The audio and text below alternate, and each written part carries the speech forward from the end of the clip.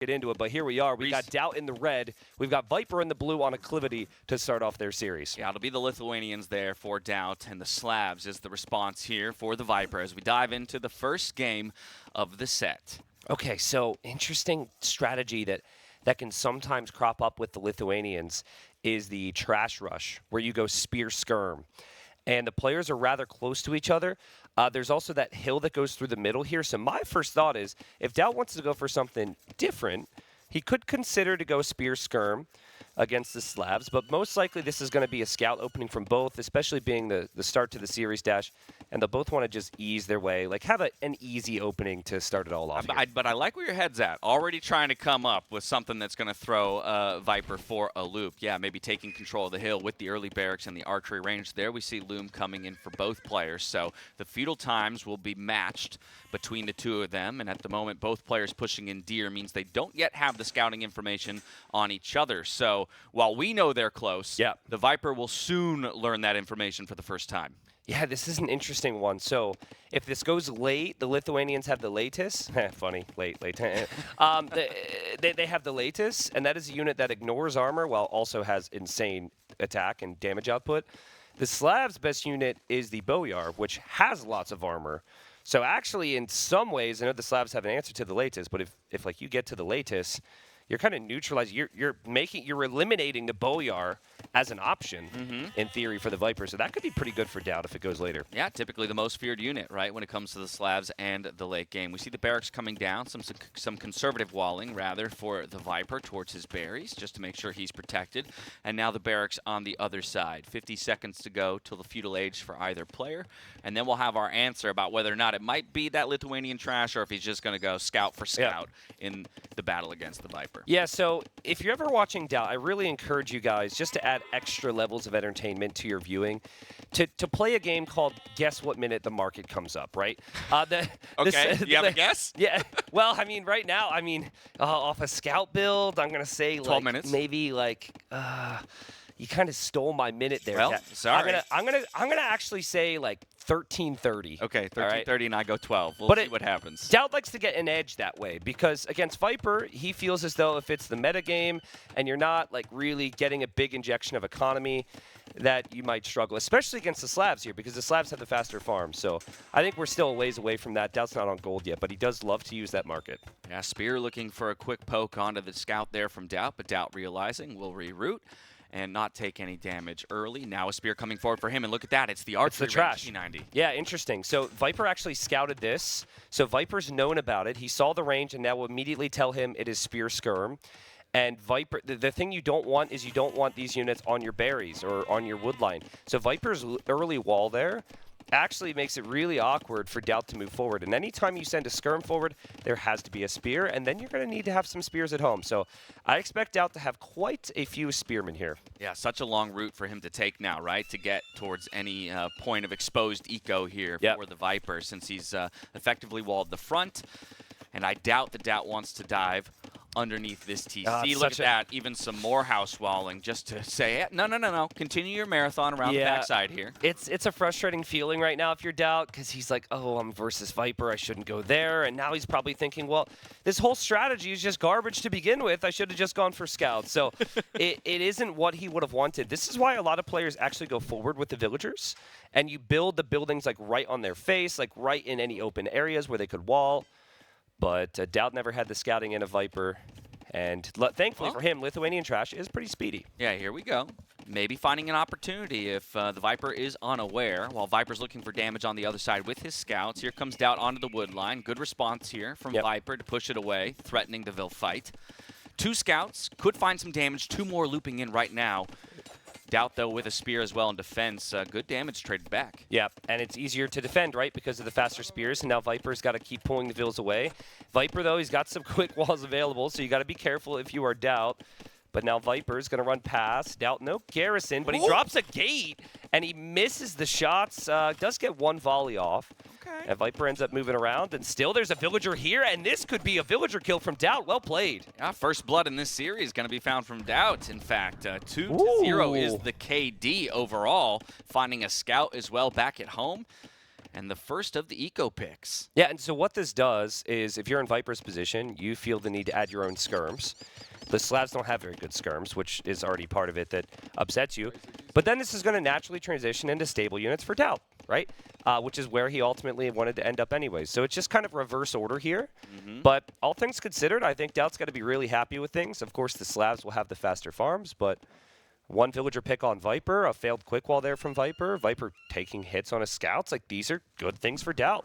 Yeah, you said a lot of spears were going to be created on the side of DauT, and I see 7 already out onto the field alongside 6 skirms. Now, for the Viper, he's managed to keep his military count low, so not too much investment while he is transitioning into those skirmishers that you asked for in terms of a response to the trash units of the Lithuanian player. Yep, and Viper's still open right where he's placed that blacksmith, actually, so that should actually be easy enough for him to wall it off. But Fletching's on the way yet. And DauT feels like I'm good. I mean, I love how much army he's bringing forward right now. He must not sense that the army's coming through here. This would be so bad for him if he can't get the house wall down. The spears are going to be through. The skirms is a follow-up. This is amazing for the Lord. Yeah, he's late on the movement there. For some reason, DauT doesn't feel like he's got permission to walk in, though, and he's going to let this wall go up. Wow, interesting. He saw a blacksmith foundation, so he would know that Viper doesn't have blacksmith upgrades. He himself had blacksmith upgrades. He also had good numbers. That could be DauT that playing up against the Viper and thinking, I don't want to get trapped here. Right. I want to have this army long term. This is still something for him. It's still delaying Viper's economy to sit behind the wood line. And Market by the way, going up. I said 1330. You did, and it's going to complete at 1330. I'm so mad. What? Oh my God. Is this the most perfect prediction in the history of the universe? Oh my God! Oh, jeez. Hey, replay guy. Can we get a slow-mo on that? Was that 1330 or 1329? T90's ego doesn't need that. Let's focus back on the game here as we do have a military engagement. The Viper looking to push DauT back here. He's got a solid number of scouts, a solid number of skirms. You mentioned that DauT might want to keep this army alive, and since he did just bring the market up, that tells you he's already thinking about the Castle Age transition. Yep. And people like to meme on the market thing, right? But this is the problem with DauT's market play at times is when it's not on the back of really good aggression. This is really good aggression. Now, this is going to start to fall apart for him if he starts to lose those spears, and Viper still has the scouts, so it's dicey times. But DauT is going to click up to Castle Age. He needs to hold Viper off, though, because Scout Skirm is way deadlier now than the army that DauT has right now. Yeah, I think now that Viper has some room to breathe, he's thinking about a market for himself. Oh, here we go. Let's get the official word on this one. I mean, 29 and a half? Okay. 29 and a half? I'm less excited. Okay, so Price is Right rules. I actually won. Just saying. Just saying. Oh, man, I love it. DauT adding more spears here. I wouldn't even mind to see an armor upgrade, honestly. You've got so many of them. I think Pikeman is going to be a good option in the long run. And DauT's micro has been superior to the Viper so far, but a lot of that might just come back to the fact he's had so many units. Yeah, 45-second lead here on the way to the Castle Age. Viper, though, now with the initiative, forcing DauT to chase because those scouts can still pack a major punch if they find their way onto any exposed villagers. But here comes the battle. The spears there for the Lithuanians trying to find some damage and a great split by the Viper here. DauT's getting completely baited here. He got completely baited away. He's probably looking at some other things. But at the end of the day, I do think that, like, if this is going to be a night war, the army that DauT has now is fine. Like, the skirms are expendable. You can lose those. The spearmen you want, he still has them. And then he's got stables here. He isn't full-walled. Like, there's some areas on the other side. Here, his woodline can be harassed, but he'll be in Castle Age in 40 seconds. And Viper will be right behind him. Viper a minute and 20 seconds away here. Villagers thinking about moving out to an exposed stone here. You see that mining camp dropped. I think, of course, because DauT is tracking this, he's decided better of it, at least for the moment. And Castle Age just 15 seconds away here for DauT. We already have the first armor upgrade for those knights, too. So if he can get them pumping, those skirmishers are going to be not long for this world here as they're very exposed forward on the map. Interesting to me that he wants to just mine the stone. Be very common to just buy the stone back with the market. That's what players tend to do these days. Viper will know he needs to buy himself a little bit of time here with this aggression. And he gets some hits on the skirms, but at the end of the day, it's the scouts and it's the spearmen that's the most important. Viper being a pest there, he's going to kill some deer, which is great value. DauT should try and get his knights over to his opponent's base right away here. You do not want to use your knights to defend from a feudal age army. And there we go, Vodka just in time to find those first 2 Knights out of the queue and on the way across the map. It will be a light cav upgrade here for Viper, so feeling like he's got enough numbers to justify it alongside the forging upgrade. Those 5 scouts, again, if left untracked, can swoop back in towards that stone, for example, that DauT is thinking about mining. We also have the Monastery up at home in response to the Knights. There's a trap potential there if Viper really wants to go for something crazy and delete a house, but he doesn't want to take the risk to let the Knights through. Nice job from Viper. He'll have his own Knights at home. He's dropping a TC. That would be horrible for Viper, and thankfully he still has 2 light cav, but the Spearman's still getting value here. Well, yeah, and you want to keep those 2 light cav alive because, again, you're playing against the Lithuanians with both players already putting focus onto picking up those relics. DauT with one on the field, another in the queue. You're going to want to make big use of these light cav to snipe any monks and prevent the relics from coming home here. Does Viper see that? He does notice it. There's Knights attacking. I love how DauT has played this. Viper's distracted. Viper's really a little bit of, as a lot of Viper fans will be familiar with, first game of the day problems for Viper here. I mean, his multitasking is ridiculous, but he definitely feels like he's getting outpaced by DauT right now. And that's, I mean, all comes back to how DauT not hesitate to come in and throw aggression at Viper like so many other people do. Yeah, and while in some areas maybe feeling like he's outpaced, he was the first to the second TC while being second to Castle Age overall. Now the Monk conversion from pretty close range. Does he find it? No. DauT responds in time. Devotion on the way as well. One of DauT's favorite new upgrades to the game. It's new, right? And, I mean, it's a good tech to get when you see a Monk, but I love how DauT's like, I'm not messing around with this. So funny. Apparently, Tato says in training games with DauT, if he ever gets converted after losing a Monk with Devotion, he says, what? I'm devoted. Yeah, I'm devoted. Anytime he engages, I am devoted. I am devoted as he goes in against What Monk. did we say? Exposed stone, and that's exactly where Viper goes first with 4 Knights to find 3 villager picks so quickly, maybe even a 4th at that. And now the attempted conversion on the other side. DauT looking for good timing for himself. Doesn't seem to find it. Yeah, and Spears will now chase away. And that's going to hurt DauT here because he's been poking and prodding nonstop here at Viper's base, and Viper hasn't let him in. Actually, DauT has a skirm. Oh, the skirm couldn't block the house. But, you know, Viper's defended really nicely here. The Monks are helping. And now DauT lost those villagers, so DauT will feel some pressure at the moment. Yeah, there was that one very early Vill snipe for DauT onto Viper, but now the Eco KD has swung the other direction with Viper picking up 4 for himself and maybe even finding one more. No, things better of before diving underneath the TC. That's classic Viper, though. It's like defend and then find that perfect counterattack when the opponent's not expecting it. And DauT still trying to break through the house, but I think he's perhaps being a little too stubborn, trying to force the issue next to the opponent's base. He's going to have to regroup. He's going to have to get his eco rolling. He drops a TC there. Viper still lingering around that stone, though, Dash. This could be problematic. Yeah, in fact, drops a 3rd and a 4th TC here for DauT. So he's really indexing towards the boom and getting his economy up and running. Wow. We've got the Relic Heist going on here for the Monk, while the Knights play distraction to the Knights of Viper. Once again, there's 1 upgrade apiece, but it's forging on one side and armor on the other. DauT will win out on that trade. That's a fantastic one for him. Well, he's got 2 relics, so he gets +2 attack. Good point. And then he's also got the 3rd relic coming back to the monastery, and that is huge here. So that probably explains where DauT's focus has been with some of these small moments. But DauT's KD is looking better than it was for a moment there. He's going to lose a Knight. But if he can get, okay, you get to this point, even against a good pikeman civilization, which you would consider the Slavs. Definitely. Knights could beat pikes.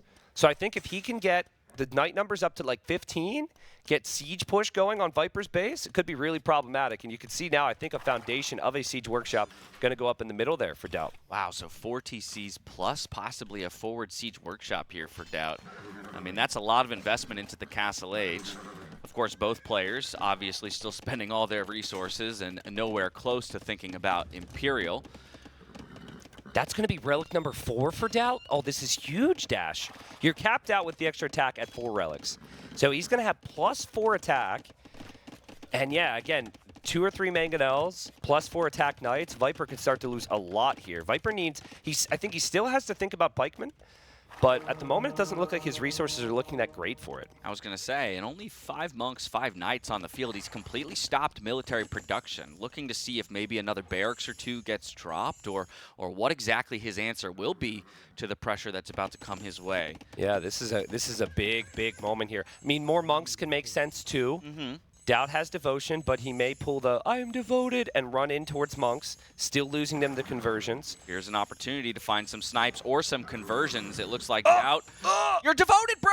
Go in! There he goes. Now he feels like he's got it. He catches Viper unaware. The attempted conversions will come through, but I don't think a single one, two will be found, even through the devotion. So honestly, making the best of a bad situation, I think, when Viper seemed to be surprised. Yeah, at the end of the day, though, DauT still has his monks behind this. DauT still has good night numbers, and if the score at the bottom means anything for you guys, DauT just took the score lead, so Viper under pressure here, and DauT with the attack round on the night.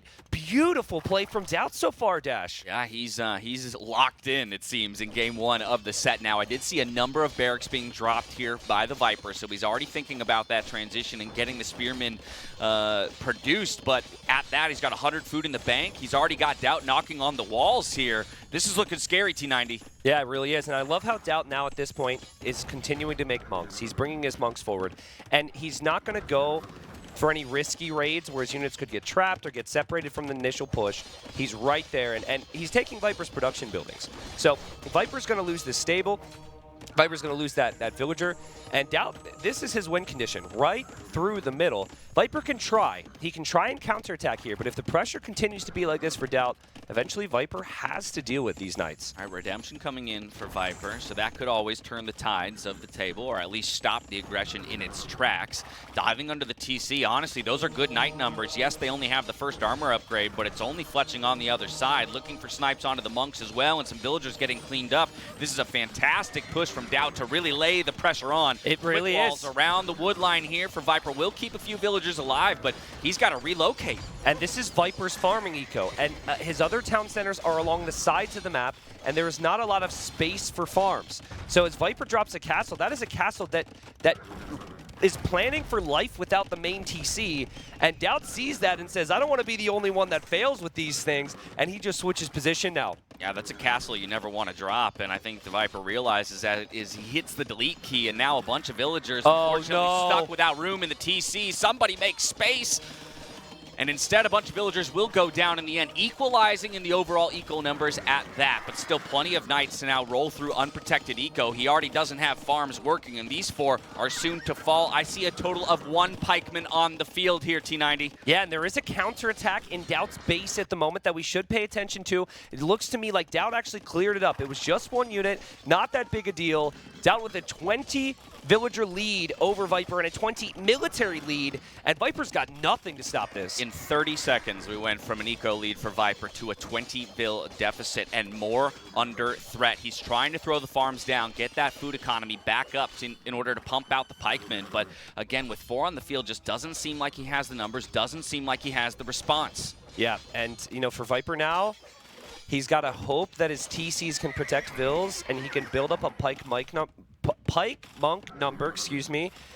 in one position and start to, you know, get some good engagements. But unfortunately for him, it's like that's still not going to be the numbers. And like we said before, the amount of attack that DauT's Knights have is just ridiculous. Yeah, now +5. +4 wasn't enough. He goes for forging. This is after second armor comes in as well. So once again, these Knights can pretty freely dive under TCs unless there are large numbers of pikes to return fire. I do like how Viper, you know, I guess he got it earlier for the skirms, but the fletching upgrade is going to help a bit against those Knights, but even still, it just feels like there's too many fires to put out here.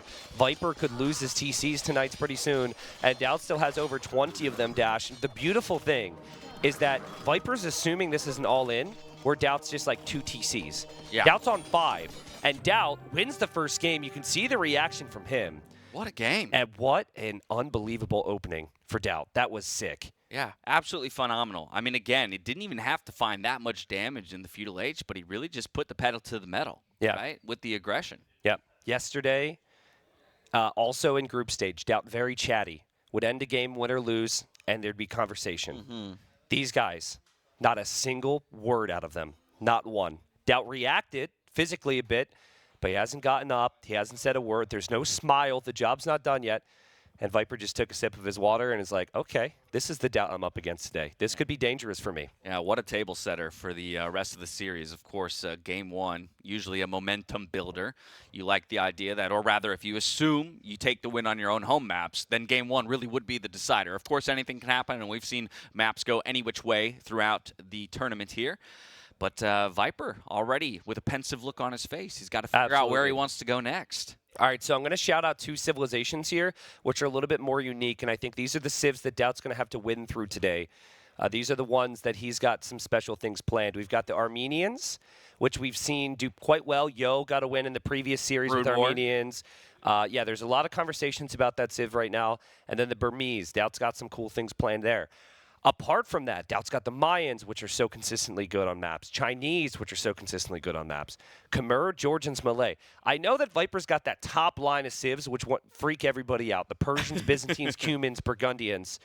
But DauT civs are solid as well. And that first win, it's gonna bring some belief to DauT. Because if Viper's just like, out-microing you, quick-walling everything, you might be like, oh, no, is my strategy good enough? And sometimes you change your strategy. You're like, I can't do that. That's too different. But now you're like, ooh, I can use the little rabbit out of a hat later on. We saw Chinese pack a big punch in that Hera versus Viper series on Enclosed, and so possibly that's where DauT plans to bring them. Of course, it was up against the Georgians, and he has both of those civs in his draft. Yeah. So that makes me wonder what the answer would be for the Viper on that side. I think Viper, he is going to go for Enclosed here. That would be my guess. Well, actually, no, because I don't like the Enclosed civilization compared to Chinese. So maybe African reed beds would feel a little bit more realistic based on the civs here. But is your assumption that Cuman's going Enclosed like we saw Andy try, or or you're assuming a different civ there for Enclosed? It will be interesting because DauT went Khmer against Andy's Cumans, and DauT has Khmer. So there's guessing games here on what it's played, because DauT won pretty easily with the Fast Castle. Now, I sat next to Viper. I was about to say, Viper had opinions about how the Cumans could have played it differently. Exactly. So we know there's that alteration, and then DauT's, of course, like, well, should I alter something? Maybe I should play Chinese instead. It's actually really tricky. But I think, like, Chinese, it feels so perfect for Enclosed, even against the Cumans. So I think Khmer might be more of a Marsh Madness choice for DauT. Yeah. We'll see. But it's really fun. There's like so much potential here. So it's always mind games between these two, and sometimes double mind games, as DauT once told me. It's like you practice so much together, you talk so much together, they expect you're not going to do what you practice. Yep. But then you just do what you practiced anyways, which they never expect. It's so weird. It's so weird. Dude. I love it, though. Not a position I envy, right? I never want to think that hard. Yeah. So luckily, we are not the ones in those chairs. We're here theory crafting as best we can, but we'll find our answer soon enough as we dive into Game 2 of the set. Viper looking for a response, already down 0-1 in our best of 7, but there's plenty of games to go. Another funny little DauT story. When the Jordan Yo series was going on, I went to the training room. The only 2 players in there were DauT and Viper, and they were sitting next to each other. And I said, oh, guys, you talking strategies to prepare the other for a series and being a good teammate? And DauT goes, well, he needs it more than me. Ooh. Getting in his head. Typical DauT fashion, right? Throwing a little trash talk. All right, well, away we go on to Golden Lakes for game number 2 of the set. It's the Viper in the blue playing as the Persians up against DauT in the red, who's selected the Georgians. The Georgians, wow. Okay, so the Persians are a really solid civ for any civ that incorporates small amounts of water. They begin to struggle due to lack of bracer and navy on, let's say, islands or something that's full water. So this is perfect. You start with some extra resources. Your TCs work a bit faster all the time. Your docks are also stronger. So Persians, they're going to want to get not just one dock up, but multiple docks on the ponds. TPD, man, triple pawn domination. TPD, yeah. TPD. What's the TPD? Persians are so good for that exact strategy. So both players with a relatively protected pond behind their TCs. That's, of course, where they go first to start booming up with the fishing eco. I already see a small advantage here for the Viper in terms of those numbers. Yep, and that's just because of the extra food you have and the extra wood. So the extra food means you can go to wood earlier on top of the wood you have. It's just Viper with a very slick build here, but I have noticed that he hasn't built a house. Is he going to get housed at 20 pop here? That would be not so great. Or is he going up? Is he getting Loom? Oh, my God. Okay, I mean, he might not be able to click up here, actually. This is not the build order he intended. He intended to go like 21 or 22, so Yeah, that keep is up another Vil behind, right? Yeah, And so that's that's what a tells bit you that. that's a bit rusty from Viper. Now rushing a house down. Wait, he didn't even build the house when he hit Loom. Yeah, because he thought, oh, maybe I'm fine, and then realized maybe I'm not fine. And that is just, I mean, this is Dark Age, folks. Yeah. This is maybe a sign that Viper Just unusual, is going right? to need, maybe he needs a little sip of Red Bull or something here to really, start clicking here. But I want to talk about Viper specifically with the Persians. We mentioned the TPD strategy, which I'd never heard. I imagine you said that in another cast. That was me and Dave. I'm sorry I missed that one. sounds like a Dave and Dash Yeah, cast. a little inside joke there. Yeah. But Viper loves to fish trap, and so I think while the Persian bonuses lend a hand in competing for multiple pawns, I think if Viper can just get walls down, he's going to be happy to go like 10, 15, 20 fishing ships in the same pond and fish trap. So that might actually affect his decision-making with any aggression here. Okay, yeah. Again, we don't want to make it sound too disastrous. In the end, it was only 19 seconds of idle TC time to the 17 over there of DauT. That's pretty bad too, to be honest. yeah. Again, but that just speaks to the level of these players, right? That's what we sit and criticize is a total of 19 seconds of idle time and a little bit of DauT can trap mismanagement this. in that early build. He could trap it. Isn't going to attempt to do so, though.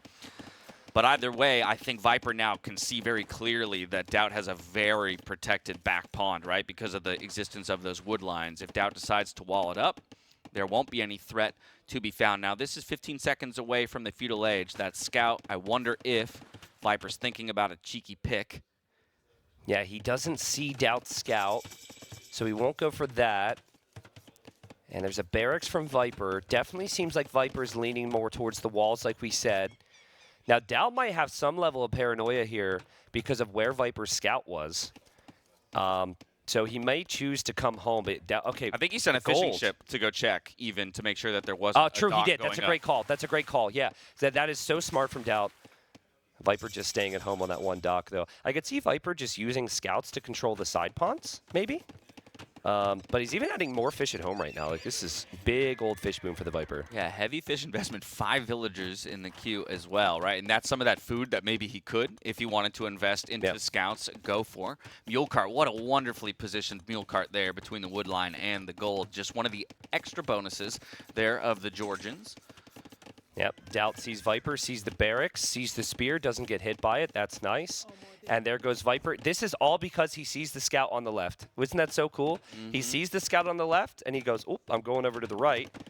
But he may not know that DauT... Scout's going to run into villager, but there is a spearman there to escort. Smart. Fantastic from DauT. Yeah, and Viper's looking around. Viper didn't actually see that. That could be big, right? Because if he's choosing to invest into that pond and isn't aware of the fact that DauT moved over there as well, you'd still like to imagine he goes for either a fire galley or a galley first, just to make sure. But definitely something that if you let fall through the cracks, you could pay dearly for later in the game. Yeah, so look at Viper's pond. He's adding quite a few there. If you're not going to add fish traps, you're probably going to stop at like maybe 6 or so. But he's going up to 7. He's going up to 8. The idea is if you don't add fish traps, it runs out eventually, and then you're stuck. But might not build a single farm this game. I was teamed with Viper in a Black Forest tournament. Don't ask us how it went, but he loves his fish traps, man. And Viper now loves his quick walls. DauT paying close attention. Can Viper get the quick walls down here, or will DauT get a villager kill? It's looking like a villager kill at the very least, but now the scout does arrive to the scene trying to help out, but the Vil goes down in the end. That's disastrous here for the Viper. And then he doesn't know there's a spearman there. DauT is all over him here. The scout goes down, and DauT's scout with the Georgian bonuses will regenerate over time. What a start to the series for the Lord. What did we say? TPD. It's DauT who's going to find it here as a first villager moves out to the left-hand side to drop yet another dock. This is really starting off. Okay, we'll sort it out, folks. I'm not sure what just happened, but we'll keep going here in a second. I think was this an editing problem because we just edited DauT in? I'm not sure. It's all right. We're sitting in the pause for now. Yeah. Well, I mean, we'll catch up. There's just a lot of TPD action at the moment, but they're clicking away, and we'll be in a moment. But listen, I mean, Viper will know. Like, he's going to be like, that shouldn't happen to me. right there. We got both player POVs here. So we've got Viper in the yellow on his screen at the bottom right. We've got DauT in the blue. But, you know, things to think about. It's like, how does Viper choose to play this now when he doesn't have pawns? Like, he has to go even harder on that main pond. Yeah, I mean, it's a good question, right? There's a piece of me that, you know, leans towards once you've taken, you know, this kind of a loss, Look or at this the kind scouting, of damage, dude. that maybe you need to go for a bit of an all-in play. Luckily, taking a note out of DauT's playbook there and escorts this villager over with a spear. Second dock now being dropped on the right-hand side for DauT to respond to the one that will come up here for the Viper in the end to threaten the fish. Can we see DauT's production on the left dock here? Okay, he did actually notice that. So he noticed that one. He knows about the other one. Now, the problem with Persians is that their docks are so strong, you never take them out in feudal. So DauT is now in the uncomfortable position where he has to make Navy, but he can't actually have them sitting outside the docks because Viper's just going to bait him with the demo ship. So I like that engagement there from DauT, but Viper giving himself a shot. His food income's looking better than DauT's at the moment. And Viper's villager stuck. It looks like it won't let him build. And the wall's about to go down. It looks like it won't let him build. Oh, my goodness. I'd be very curious to see, did he task that villager to build anything and the villager wouldn't move or what? But it looked like he was, there he goes. Wow. At least he gets the dock. I think he was distracted. No, yeah, he clearly tasked it to finish the dock, but it somehow got stuck. It got stuck. Lucky to get it up in the end, so at the very least he can contest on water. Manages the quick wall here on the right-hand side. That's probably where his attention was while all of that was happening. But even still, it's a Vil pick found for DauT in the end. He continues to build slight advantages. Yep. And then Viper, he's going to have to manage that because there's like maybe 500, 600 food in the northern pond. And DauT getting wheelbarrow? That is likely because he got population capped there. That is very surprising to me. Wheelbarrow affects farming the most. Viper's on the way up right now. And DauT, oh, there he goes. He actually clicked wheelbarrow right before Castle Age. Yeah, okay, manages to get the click. 1 minute and 15 seconds behind his opponent. Here comes Viper looking for some damage onto the berries. Doesn't find a Vil pick, does avoid the poke from the spear. Forging 20 seconds away, so while it is only 2 scouts, once that upgrade comes in, they can still do a lot of damage to expose villagers. Yeah, okay, so I mean, this is what's so cool about the map. We haven't even talked about the fact that they have limited gold to work with, and they then need to take the middle gold area. So this is why this map is so fun. Yeah. Because there's so many different things to look at. And DauT goes one thing, control the pond is one thing, but you still need to win the game on land. Yeah. Right? And that's really what it will come down to while we see how much it takes to deal with a feudal age Persian It's crazy. dock. It's crazy. That hasn't even been repaired. It's not even halfway down yet. So Viper's got a lot of time. But he really doesn't have that much in those docks right now. He is going to get the War Galley upgrade, though, and that can swing some of the fights. And Viper wants to drop a monastery first thing, but DauT Scout's active here. In the end, the camel shows up for Viper, and Viper will push DauT away. Yeah, quick camel in the queue. Does protect his eco back at home. Okay, now we have the ejection of the units here on the pond on the right. Man. War Galley just about to finish, so it's fire ships into fire galleys. 3v4 is the numbers. We do have a villager there to repair as well, though she is low health. I don't think the fires on the left and the middle are actually doing damage. They're hitting because the dock blocks it, as weird as that is. And DauT realizing now, and what a great job from Viper. I mean, some things have gone wrong in this game, but he finds himself in a position of success on the right side as well as on the left side right now, and he's just ejected. So it could be, as we've been saying, the TPD, the triple pond domination. Sorry, I'll leave that to you. I'll leave that to you. It could be that for Viper. Yeah, well, I mean, but what composer, right, for a player like Viper to put on display, right, where things have not been going well for you so far in this series, and yet he still finds the recipe to come back here on the pawns on either wing. Now, all of that said, we're basically locked even in this game. Slight eco advantage here for the Viper. Still 2 scouts roaming around in the back. Could find some damage. Once again, these have bloodlines and forging now. Yeah, DauT's not fully walled yet, so it's going to be annoying for him. But Viper going for more of the defensive play, just camels out there to defend from scouts, just fires, and then booming at home. I'll see, I think the third TC would feel natural towards the middle, but I see DauT's on stone. That may be something he switches out of.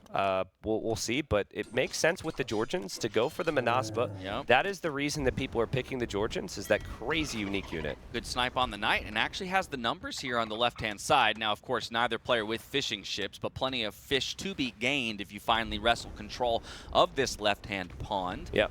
As you said, he did DauT with 4 on stone currently and 100 in the bank. Tells me that the castle is what he's thinking about. Great usage of the dock here by the Viper to tuck that fire ship in the back and try and draw some of the fire so he can win out even while having less numbers overall. Yeah, I mean, at this stage, I think that even if you lose the left or the right pond, you're kind of okay. You just didn't want them to have 5 to 8 fishing ships over you in the mid game. At this point, you're expanding into farming eco, so I think this is good. Now, I do want to see what's happening in Viper's base right now, because DauT's just YOLO'd right through with something. Wow. And he's gone through with scouts in the night. And look at all these houses for Viper. Good luck with these walls, my friend. I know you're great at quick walling, but there are a lot of exposed areas Don't here. tempt him. And yeah, you're absolutely right. Viper actually didn't have the wood there, Dash. I looked up, he had 15 wood, so I'm sure he was clicking it, but it's hard to notice that. And DauT, again, getting some aggression in here on Viper. Yeah, 1 camel coming back to try and deal with it. Now, of course, again, there's still an eco advantage up at the top of your screens there for the Viper, but the numbers are dropping just slightly here as DauT finds some fantastic kills. Wants to avoid getting this Knight converted. Could possibly use it at this point for more snipes or even just more information about what his opponent is going for. 3rd TC for DauT now onto the field. Still hasn't completed his walls. That's something that I could be concerned about if Viper ever mounts a counter-offensive. Yeah, I agree. He is slowly, I think, patiently walling at home, but we don't have time to look at that. DauT is going to try this again. There's monks waiting for him. He's not devoted, and DauT could lose all 3 knights here if the conversions come in, and DauT just ran it towards monks. He loses 3 knights, and you saw the reaction. He should have researched devotion. Yeah, could lose him, and he does. Through all of this, Viper making great use of the monks as well, focusing on all those relics. Already has 2 at home and looking for more. Also gets another Knight cleanup here. This is perhaps the moment where Viper stabs his way back into the series. Yeah, absolutely. And it's like, it's a shame because DauT, from our screen, he actually had an opportunity to kill 2 of those monks right away, but he was just looking somewhere else. And now Viper's going to get devotion, which is kind of funny. Devotion is so new, maybe Georgians don't get it. I think like most civs do, Dash. And I know I'm putting a lot of pressure on you here to ask why would you do this to me? I mean, but I'm just going to assume that DauT at this point is just going to have to, be a bit smarter about his Every engagements. civ gets it. All civs get it. Okay, there we go. Civ gets it. Thank you, chat. Yeah, it's weird with some monk upgrades, right? Because it's like 93.2% of civs get it, so. Also, shout out Masmora in the chat. Phenomenal Age of Empires interviewer. Check out his content. And we've got 3 TCs for Viper, 2 TCs for Viper. Very interesting. And he's going to get some upgrades now. Is he fish trapping in the north? Because that took him some time. Now he's starting to add those traps. Yeah. So I think it's a really good thing for DauT, though, that it took Viper this long to start investing into that. Viper never had that easy fish boom game where we've seen players, like 1 pond, have 3 docks and like 30 fishing ships. Yeah, DauT now going for the market back at home. Feeling a little bit congested back here. Still waiting for the first player to make the move towards the middle of the map, right? Yep. We talk about the long-term importance of gold as gill nets, heavy plow, bowsaw all come in here for the Viper. So definitely preparing himself for a long game when it comes to the eco upgrades. DauT has 0 relics. He currently has 0 on gold. Not a good sign for him. He does have gold available, but Viper's long-term position seems much stronger right now. And Viper hasn't been under any pressure. The reason game number 1 victory was brought to DauT is because DauT was putting Viper under pressure and didn't give him time to get anything set up. That monk's likely going to get doinked. There we go. Well played there from DauT as he goes for a castle towards the middle. Yeah, monks and spears should allow these villagers to get the castle up safely as long as they threaten the conversions, and DauT is paying attention there. And so first castle position will be established here, right on the outer edge of the crater at the center of the map. Looking to see what Viper is going to do in response as he moves 6 villagers onto stone and starts working his way towards castle numbers as well. More stables, though, being dropped as well for our player playing the Persians. Yeah, nice snipe there from DauT as well to kill a monk. So still continuing to find some success against the monks after that mishap. So Viper's making camels because he's expecting Manaspa. Now, we've had lots of conversations about this in our cast, as well as here at the Gamer House. This unit produces insanely fast. It is insanely cheap. It's attached to a civilization that has a lot of other cool things going for it. It is maybe the one cav unit right now where you can say, I'm not going to mix in anything with my Cav against Camels. I'm just going to YOLO it and give it a shot. Yeah, in a lot of ways, you're incentivized to basically be a single unit composition because of the way it interacts with itself. Now, of course, if if Viper rather finds the proper response to it, he may force DauT to rethink that strategy and/or approach. And through all this, T90, we've landed on 2 pawns apiece. Mm-hmm. Absolutely. Yeah, 2 pawns apiece, lots of TCs. Viper's going to think about a castle towards the middle. I wonder if Viper will spot this TC now. You know, you never really want to make a castle in the bottom of the pit because you're going to get trebbed down so easily. Downhill shots on cracked terrain means no good. No good. But look at the gold positions there. Like, DauT's castle doesn't actually protect his gold because the golds are so close to the middle. So there's got to be some level of temptation here for Viper to maybe drop a castle that takes DauT completely off of gold. Yeah, I think then it just becomes about judgment of who's making it first to the Imperial Age. Right now, we know that it's the Viper who's sitting on Imperial Age resources right now, but he's not necessarily certain that DauT isn't already in a position to go up himself. There's the click there for the Viper before the castle is even dropped. But now I would be looking for him to maybe drop that castle in an aggressive position, like you say, and start to threaten to take that gold away. Yeah, DauT is mixing in Pike, so he's not going for that YOLO 1-unit composition. Viper's also adding barracks, so I think we'll see full pikemen from both. And DauT's going to click up here shortly. He will actually be in a good spot because he might be able to get a second castle here. Ooh. Looping in. And not a bad find. Viper will have to deal with the Manaspa. Yeah, sneaks through before that house wall goes down. Of course, there's extra walling behind there for the Viper to try and keep the eco safe. We now have Imp clicked here for DauT, so he's about a minute and a half behind in that race to the final age. But like you say, perhaps taking a note from Viper's loss against Hera, where it was that single unit composition, which largely died to crossbow and camel of Chinese. Yep. And Manaspa able to run away. Also, as far as unit control goes, double melee is much easier, right? You don't have to micro as much. It's just make a lot and patrol, which that's something that DauT really kind likes. of gameplay and DauT's. Yeah, exactly. All right, castle position here. Look at those upgrades for Viper right now. It's like eco upgrades, tech to imp, and tech for cav and for infantry. It's crazy. And that castle will come up just in time for Imperial Age to arrive. Now it is 2 castle positions here for DauT, so in Treb production, he will win out in the long term. Devotion now coming in for him as well, which will be important as the monks can turn the tides of any battle. Yeah, okay, so Viper, will he go Treb or will he go Conscription here? He's going to go Treb. So Conscription helps with producing units, but it takes a long time to research that. So you're kind of, it's an important thing to consider here. I thought because of where DauT's castles are, he may choose to go for Conscription, but he might not know all that. Now being dropped here for DauT. Heavy investment into holding the center of the map, but I think rightfully so, as that will be the determining factor in this game in the long run. Now we have a couple siege workshops. We have archery ranges being added behind here for the Viper as well. More barracks, so going for every unit composition in the game, it seems. If Viper considering running into DauT's base, that might send some alarm bells off for DauT. Like, ooh, he saw I'm not walled. Viper might send some units through there eventually. Viper's not completely walled either. Both players just hoping to defend with army, which this is a war game. Would make sense to be able to do that, but we are going to have a massive freaking engagement, and it's just a matter of, do you prefer Manaspa Halb, or do you prefer Camel Halb, and eventually hand cannons for Viper? I think it could go either way. I prefer Camel Halb hand cannon, if you're asking me. The triple. Yeah. Triple lands, the TLD, the triple lands domination. We're trying too hard. I mean, but how about that? If that's not evidence of how dangerous it is to place castles on cracked terrain, the TC goes down in 4 hits from a single trebuchet, and that's why you see so much more focus on the the hill positions here for either player. Yeah. Now the Viper is going to try and rotate around, see if he can find a solid position against these growing numbers of Manaspa and Halberdier here from his opponent. It's only pikemen on his side, and the camel numbers aren't so great. I only see 10 on the field. Yeah, true. They're not heavy camels either.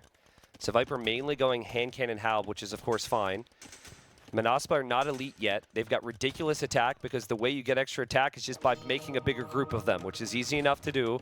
And again, like we said, they're pretty cheap on gold, and DauT's got full gold saturation, so he can make them all day. DauT not seeing Halb yet, thinking he can take a fight.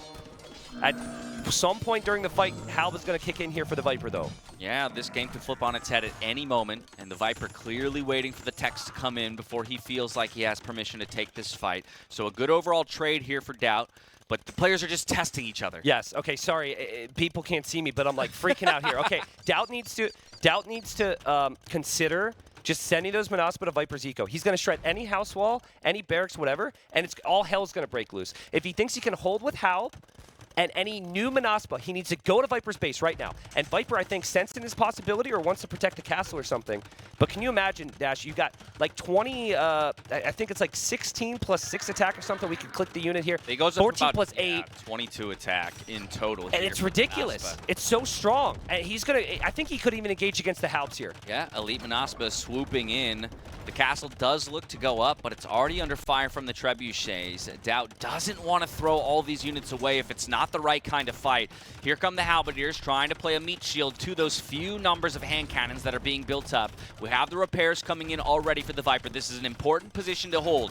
He is committed to this position. The Halberdiers now rolling forward, but who wins out? Is it going to be the Elite Manaspa over the Halberdiers? I think in these numbers it will be, and so there will be, or rather needs to be, more of a response here from the Viper. Yeah, now most of DauT's units are fighting uphill here, but like we established, that is a counter unit DauT is fighting up against, and I think some people are going to be saying overpowered right now because that was a complete and utter wipe. Viper had every upgrade. He had infantry armor, he had the attack, and Viper's got no way to hold from this now. Yeah, now normally efficiency matters, but as long as DauT is on gold in the trades, he doesn't care that much about throwing a few Manaspa away that he can quickly replenish out of 3 castles and T90. You called for it. Now with a little bit of initiative, feeling like he can dive in, and boom, the palisade wall comes up just in time to prevent the raids from, I say that, and DauT still finds his way in. And now how are you supposed to stop from all the new Manaspa coming out? Because again, they produce so quickly. This is perfect from DauT. He's not being pressured in the middle. He knows that Viper's got to put out so many fires, and even though it is the Viper, there's no way you can stop this unit right now. The houses and the buildings will go down so quickly. Viper needs to get Halbs at home and maybe Dash try and punish DauT for the raiding by trying to take the castles or something. Yeah, there are 40 Halberdiers on the field with 27 in the queue, but now mobility is your problem, right? You preferred it when you were centralized, fighting in the middle of the map, but DauT realizes that, okay, I've opened up your base, I can just run around you. Yeah, and you don't really have to hesitate taking fights against the units either, right? It's like, it's not a normal unit. So you could just fight the Halbs, you can just fight the Camels, and the raids in Viper's base have opened up this opportunity. DauT knows that Viper's going to die if he doesn't send more units home, so he goes right to the gold, and Viper is reeling right now. And now you got to wonder, T90, was Camel actually the play to at least be able to match some mobility? True. Mobility. True. You see only 6 Camels on the field, still plenty of hand cannoneers being produced, but the villager numbers are beginning to drop, now below 90 in terms of eco, with over half of his eco idle. Yes, he's got 85 military on the field, but it's not enough. The Viper will call the GG. And Viper's shaking his head like, that is such a stupid unit. That is such a stupid unit. But everyone here knows it. Everyone here knows it. There's a ban. There's the random bans. You hope it gets banned. DauT played that perfectly. He got to the late game. And you know, Manaspa, we said exactly what happened. You don't need another unit. Nope. He had 9 Halbs at the end of that game. I don't remember when his own Halbs engaged. It's not a normal circumstance, but it is in the game, and DauT took full advantage of it. And now we see the famous DauT get up and open the window. Yeah. Break. Elite Manaspa. Stretching his leg. In great enough numbers. Takes one crucial fight in the center of the map, beating out the counter unit, and then with that, has full permission to dive into the eco and just make a mess of it. Yeah. I mean, it's amazing decision making. Yes, it's an overpowered unit, sure, but made the perfect decisions with it. You know, it's such a tricky thing because we were so appreciative of Viper's eco setup. But I think, like, honestly, he maybe needs to make more army to stop DauT from getting the middle. If DauT doesn't have the middle, he doesn't get that type of position. DauT was able to have just enough all the time. Now, back to your Camel thing, it's like, his Viper's really slouching there. He's really seems a little bummed at the moment as DauT's going to take a break or something. That's his first pick. That's his first pick Civ there. Yeah, true. That he just took a loss with. And again, on one of his home maps as well. But, like, remember, DauT showed Halb to Viper. And I think that's when Viper said, I can't go camel. I think because right, that's the hand cannon switch. Yeah. Okay. So I think he was concerned. Like, you have to worry about the Manaspa, but you also would look like a fool if you just go full camel into Halb. Right. You know? So I think that explains why Viper didn't go for the camels. Yeah. We had thought about for a moment with DauT and never fully walling his base. Yeah. Was there maybe an opportunity for the Viper to go for the raiding before DauT did, right? It almost was like the battle of who could raid who first, and the Manaspa having won out that central battle and keeping up their numbers. DauT dives in, and he wraps it up. I mean, it's a quick 2-0 for him so far. Yeah, we don't have an established break at this time, so I haven't been given an update on the situation, Deb, but sometimes nature calls, and, you got to go take care of business. Viper just waiting, and we'll see what he can do to turn things around. But right now, he's going to need to win quite a few in a row. Going to need a streak here. Maybe 2 wins in a row, take it to 2-2, and everything's forgotten. But DauT's playing amazing. Now, this is one of those moments where I wonder if you actually dive over to, like, Arena. Give yourself, like, a little bit of a reset, where you can play out Feudal Age or, Dark, Feudal. Like, give yourself that time to kind of relax back into the set almost. Yeah, I actually like that. I like Arena or Fortified Clearing mainly due to the civs Viper has. Humans and Burgundians and Hindustanis and Bohemians and even Bengalis. Like, all of those civs are so good on the closed maps. And the more open maps, Chinese and Mayans on the other side for DauT, you're not going to want to play against that right now. Burgundians goes to Arena. Bengalis goes to Fortified Clearing, I think. Where would Cumans go? Enclosed, right? I don't love it, but Viper, as we said, might be thinking about a way to do that in a way different from what Andy did against DauT. Right. He might do something different, and DauT might do the same thing he did against Andy, thinking it'll work, and suddenly he's surprised. Because Cumans is always so tricky. You never really know. As we see the people here in the gaming house watching, there's the man himself, Nilly, waving. What a start to the series. And listen. Jeez, DauT still has. I'm a little flabbergasted right now, T90. Same. And DauT still has the picks that he was praying would not be banned in the random bans. He still has the surprise picks. And I'm going to leave it at that because people won't tell me anything and I can't give anyone ideas or have a conversation if I start to say it right now. Did we miss something? Why is everyone laughing? I don't know. DauT finds his way back to his chair. The Viper has left his. So well, there's one toilet next to the room here, so maybe it's the bathroom meta. Something else for us to discuss. Yeah. The only reason why I think you go like Bengalis on Fortified Clearing is just the number of relics, right? And I guess same thing. Burgundians. Burgundians. Right? We saw what was it? His first game on Fortified Clearing, he played Burgundians. This is the Viper I'm talking about. And I think by the end of the game, with like 7 relics at home, he had a total of 5K extra food and 5K extra crazy gold civ. Coming in from it. It was like a 10K resource swing in his favor just because of the relics. Could also say Hindustanis because of the gold tech that brings you extra gold. Yeah, I'm just a Hindustanis hater, though. So that's why I refuse to acknowledge that they're even in this draft. Yeah. I know that they've been played plenty on a number of these maps, and that yes, they still keep getting picked, but I just dislike. Hey, it's all good. We all have we all have our civs. Right. Yeah. For me, it's the Gurjaras. Like, just delete this Ravamsha Rider from existence, and no one's gonna miss it. Yeah. That no one's gonna say, "Oh no, my life is worse now." Come on. There's one lone guy in the chat who's like, "No, my Gurjara."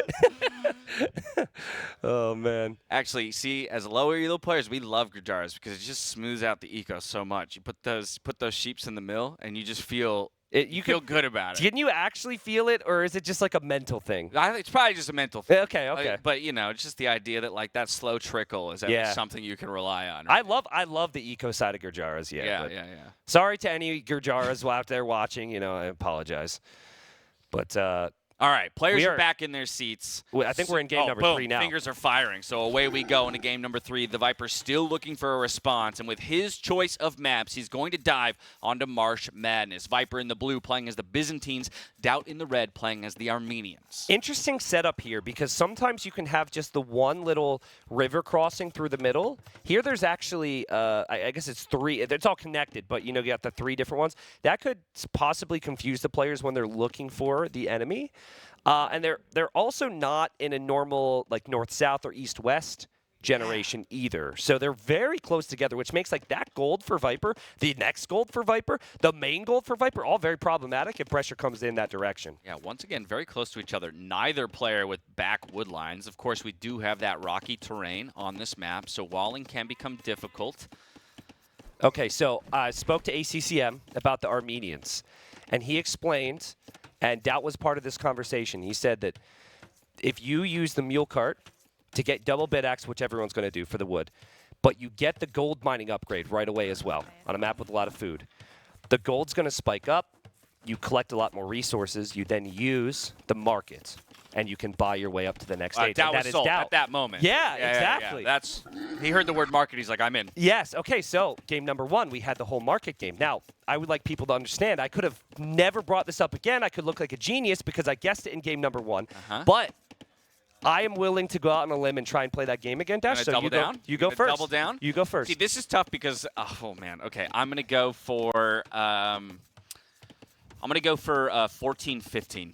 Ooh, you really distanced yourself from the 11 minutes. I that was you 12 went for. the first time. Oh, 12. Yeah, 12 okay, the first okay. time. But I'm That's not going too bad. 14-15 because I think there's more potential for water battles, so an extended Yeah. feudal age, right? Yep. Especially with the closeness of their. If they realize how close they are, Yeah. especially their Yep. dock positions, I think there's going to be more investment before he can get to that Oh, market. you read my mind, too. You're spot on with that assessment, but I can't go. be too close now because it'll ruin the whole game. Whatever, man. Price is right me. 14-16. Come on, bro. I'm going to go... I'm still trying to see DauT's opening here because he loves a good old man-at-arms He's play. buying himself time. Look at this guy. Look at this guy. Okay, all Makes right. me all go right. first, and then he's like, "Oh, just give me like 3 more minutes to I'm gonna decide." go. This is risky, but I'm going to go 15-40. 15-40. 15-40. Wow. For DauT, obviously Viper Okay. at this point. We'll see. But listen, they're going to click up. They're pushing in all the deer. This is very common. They do not know where the enemy is right now. DauT's up. Again, I encourage us or Vodka to keep an eye on that mule cart, see if we see bid axe and the gold mining upgrade. It is expensive to do that. But the idea is it's more efficient with the Armenians, the mule cart upgrade. So if you can do gold and also do wood and have that be efficient, could help you out. These guys are not going to find each other at a good time, dude. There's going to be a lot of confusion here. Yeah, look at the mini map where Viper's scout is heading all the way to the north currently. And he's the second to the feudal age here, opted to go 1 villager later. Now, of course, Byzantines, faster firing fire ships. We haven't talked a ton about the value of either of these CIS when it comes to the actual military units, and that will be a big boon to him in any of those early water battles, of course. Yep. Extra HP on the buildings helps with the docks, helps with any buildings you make, and then cheap counter units. And we have seen DauT coming with a lot of aggression, so Viper's going to love the cheap counter units. Just a quick look at the Armenians on the right-hand side for DauT. But I think this is going to be an archer and water opening for him, considering he's got a lot on wood and a lot on gold. But DauT's thinking is get a bit of a lead, then use the market to buy res to get to the next stage. So I'm going to have my eyes on this mule cart and see if he can afford it. It's not as easy to afford it as you would think. Okay, so is it double queued in there? I think it might be. If we click the mule cart from DauT. Okay, there's bid axe. We'll wait for gold. No, the other one's working. See the other one? Oh, on the gold? yeah. Okay, so that's precisely what we're talking about. Yeah, the yeah. other one on the gold is On the working. gold. Yeah, so it doesn't show up. Yeah, okay, this is utilizing the Armenian bonus. This is exactly what we discussed. And so we'll see what the market timing is, because that's why you do it right there. Yeah. All right, so early investment into that eco upgrade will pay dividends for him as the game rolls on. It's only double bid axe, of course, on the side of the Byzantines. No surprise there. Fire galley in the queue for both players, so DauT actually not making use of that extra projectile that the galleys will fire. But, of course, I think that's reasonable in the early stages of the feudal age. Sorry to interrupt, but what's the scouting like? What's the scouting? We need vision. What's happening here? They don't know. DauT does not know. Has either of them found each other? DauT does not know. I don't think Viper knows either.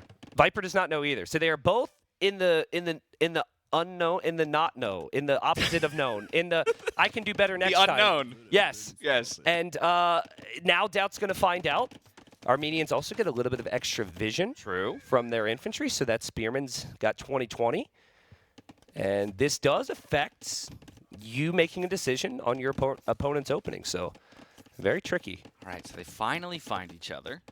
And now it's about where they first run into each other when it comes to the military units. We got the Fire Galley, I think, just playing defense here so far for DauT. Wants to keep his fishing ships working. Viper now has spotted the dock position with that Spearman. This is a lot of, actually even loses the Spearman altogether to the Fire Galley. This is a big game. I know it's Viper. I know he's the GOAT. But at this level, going down 3 games, having to win 4 straight, it's so insane. wrong Oh on the market, my God, we went more conservative. We're both so wrong on the market. I mean, I guess, again, it's going back to that early mining upgrade. Yeah. That's what it is. He's already got 275 gold in the bank to the 21 of the Viper, and maybe even finding that. Okay. Wow. Okay, the quick walls are there. He's warmed up now. Viper gets the quick wall. DauT doesn't even go back for that Vil. We'll see when the market completes. I mean, I'd like to hope that DauT will delay that for another 5. No way, 3 dude. fills. Classic DauT. It's up in 15 Classic seconds.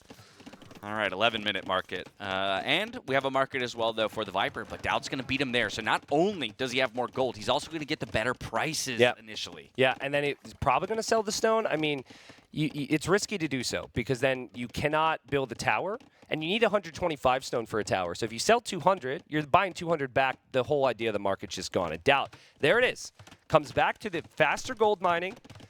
And he's not too worried about the opening from Viper, but he's still got to be careful. Viper comes in with a fire there. And since you can't wall on this rock terrain on this map, it's very easy for players to find some openings for damage. When Viper went to the market, by the way, Dash, he will have seen the prices were different. Yes. So he will know what DauT is up to here. He knows that DauT has already used the market. He also sees the market for confirmation. Might even prevent this villager from getting the dock up. That would be a nice find for him to delay any more production on the water because he's got up onto 2 docks back at home. Villager, though, sneaks away in the final moments. Ooh, and the fires for DauT staying alive. The skirms come to defend. And this is where you'd expect Byzantines to have a little bit more success there on the water Actually, area. with the dying breath of that Fire Galley, Viper gets 2 kills. Oh, man, that's a brutal regroup right there. There's an issue with this patch where that will happen, and DauT could take full advantage of it, kill all of these archers because of the extra volley. That scout was able to get some extra hits. Viper's on the way up, but DauT is a little bit faster. Yeah, heavy market use by both players to make it happen. But with all that said, KD 6-9, 7-9 here in favor of DauT. Only 1 eco unit has fallen over the course of this game so far. We're 2 minutes away from the Castle Age. Fishing ships are on the run. That Fire Galley will go down in the end here, so good focus from DauT to keep those fishing ships up, and it's just 1 archer. This isn't much of a threat at all. We are going to see Warrior Priest from DauT here. I'm fairly certain of it, because it doesn't feel natural to go for knights when the Byzantines have cheap spears and camels. And DauT loves... Oh, well, never mind. Well, you know, would have been an epic call, folks. It would have been. But no, I think Warrior Priests still play their role here. But when you build their fortified church with the Armenians, you get a relic right away. So it's like a must-have. And then you can make monks and warrior priests. Warrior priests can pick up the relics and fight, whereas the monks obviously just convert and pick up relics and heal. But in fact, with those 2 stables going up, right, he's kind of showing his hand, at least to us, for the time being, because I'm not sure they've been scouted by the Viper. Yeah. Yeah, have not. Thank you very much, Vodka, for showing us that. And so it'll be 1 stable production at the moment here for Viper with the counter unit of the Camel up against 2 stable production here from DauT in the end. Small eco lead here for the Viper, but it seems like we're starting to find a rhythm in this series where DauT really wants to be the aggressor. It's really good. DauT is playing his best Age of Empires right now. And it's just the strategies have all really clicked for him, right? In every single game, it has worked to perfection. Here up against the Byzantines, DauT finding a great engagement. He will have weak ships, but he's still finding value. That villager, I thought she was going to kill the fire ship there for a second, but she's going to die. 1 more slap, she would have found it. Instead, she loses her life. And how rare is it that we say the Byzantine player is losing out in the Fire Galley v Fire Galley battle? Archer coming in clutch. Come on, Archer, go, go, go, go, go, go, go, go, go. Damage per hit. That was Finds amazing. it, pays dearly for it. Okay, one fire galley still alive, and that's scary for those fishing ships. It's going to force at least one more fire galley in the queue here for the Viper. We've got the Knights coming forward onto the wood line, but boom, Camel's already here to play defense. Yep, DauT's got one relic because he did make that fortified church. And he's going to make a monk so he can convert the camels, and this might be a bit of a boom game. Very awkward map to build buildings on. Like that TC, how many farms can you really fit around it? It's so awkward. Yeah, I don't love it. It's necessary, right? You're trying to control that gold. It's the only gold that you have without having to extend past your wood lines, right? And so he really does want to get some element of safety, especially if he might lose the water, right? The galleys could easily fire upon a number of these positions if DauT decides to transition into those. Opted for the War Galley upgrade himself first and beats Viper to it. Viper 25 seconds away from getting it himself. That's so smart from DauT to just know, I have the worst water situation in terms of numbers and investment. Let me just kill fish. He killed 2 fish. Great from Viper, though, who's sitting on 7. So he had added a lot more. The later the game goes, the easier I feel the Byzantines are to play. Their units are cheaper.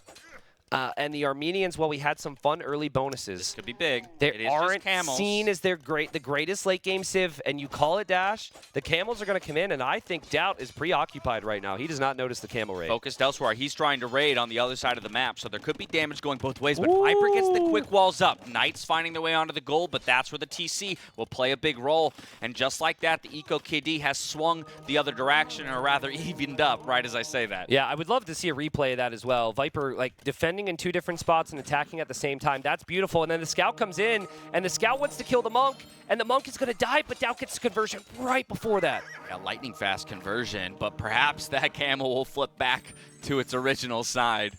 And just like that, we've got 3 camels and a monk here against 2 knights. Yeah. DauT's still looking for damage with these knights on the other side of the map, but the walls are playing a big part in the defense here for the Viper. 3 camels defending against a monk. The monk will go down, I think. And now it's just a matter of whether or not any knights will follow. That's a great conversion there for the Viper. Now trying to run the monk back to the safety of the TC. The monk will go down. Yeah, and then DauT ends up killing the camel and still lingers. Whew, interesting. I mean, look at the eco count right now, though. 38 eco for DauT, and Viper shot up to 54 out of nowhere. Such a sick job from Viper to keep his TCs working, as well as adding the fish, like we said.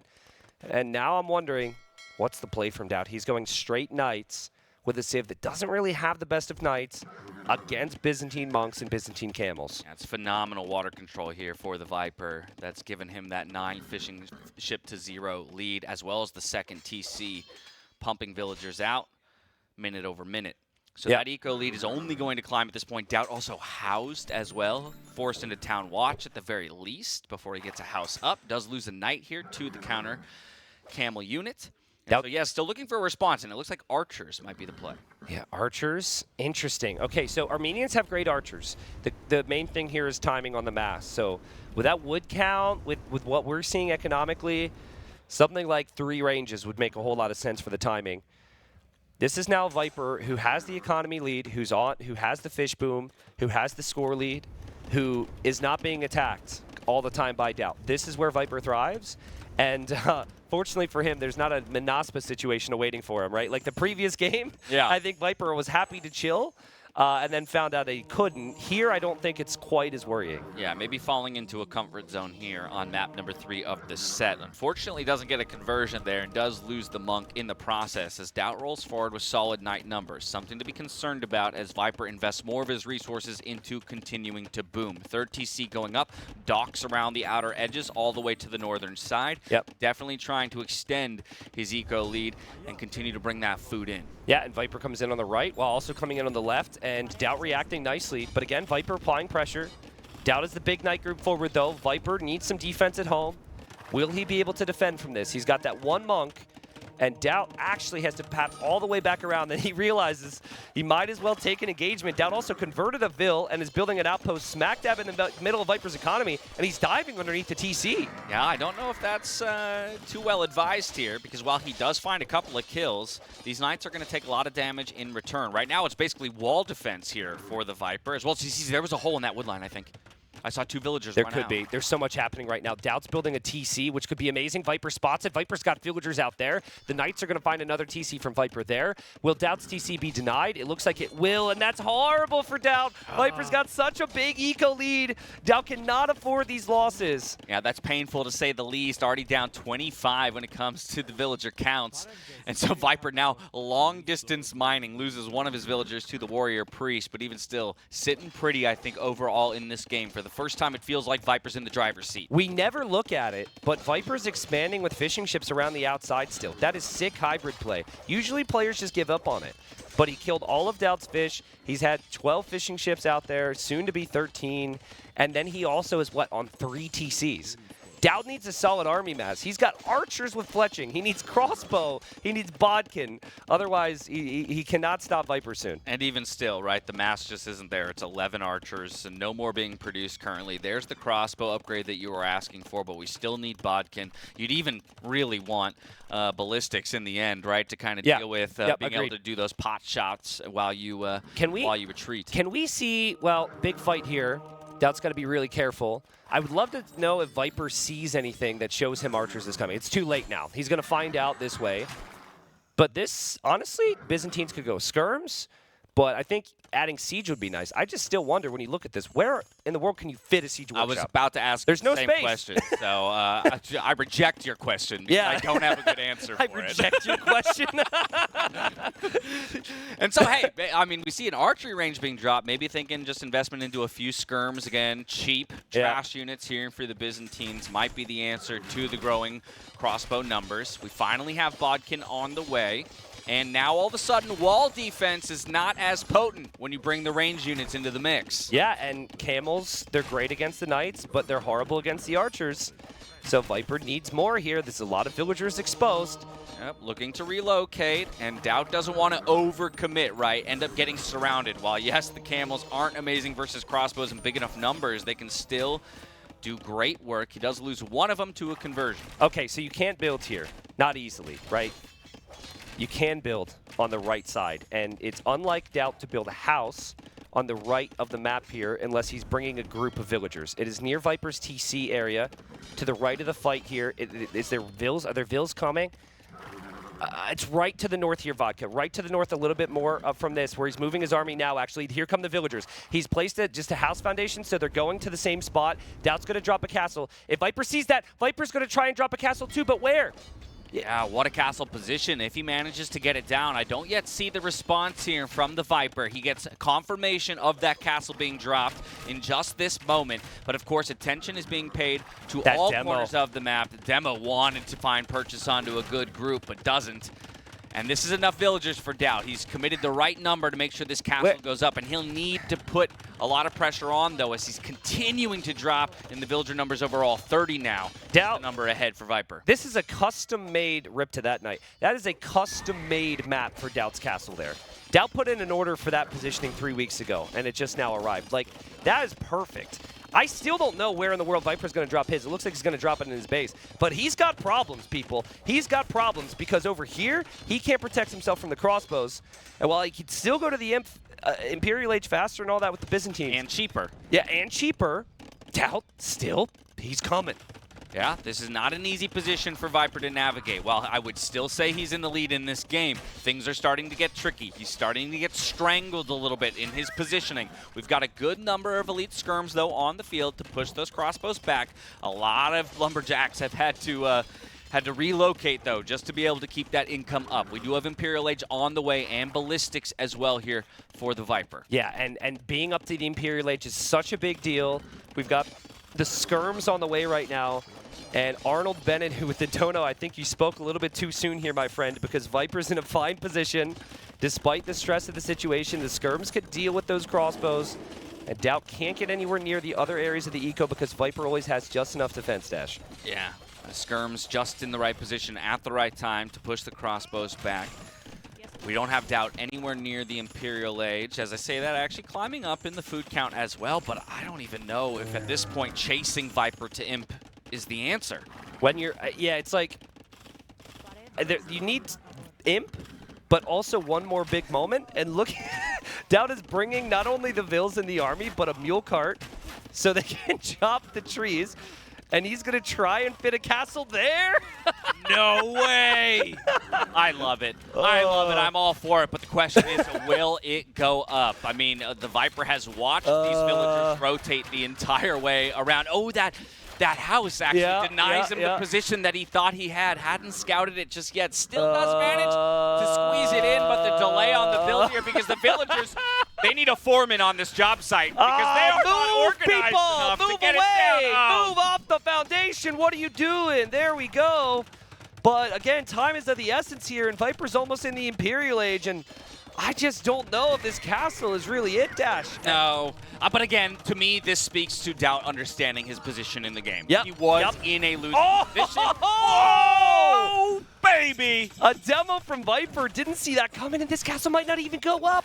No, not a chance. How does this always happen with DauT? How does it always happen? He sees Viper's in imp, the headset goes off, the GG's called, and Viper's not going anywhere next. We have a 2-1. It always happens because DauT invites it in. I don't mean that in a negative sense. Yeah. I mean that DauT understands, like I said earlier, when he's in a losing position, and that's his only option, right? It's a low percentage play, but it is his only percentage play to come back in that game. So he goes for it. It doesn't work out in his favor. And now we see some smiles creeping across the face of both of our players, and I think we found ourselves a series. Yeah, absolutely. Now, Viper has used his top 2 picks.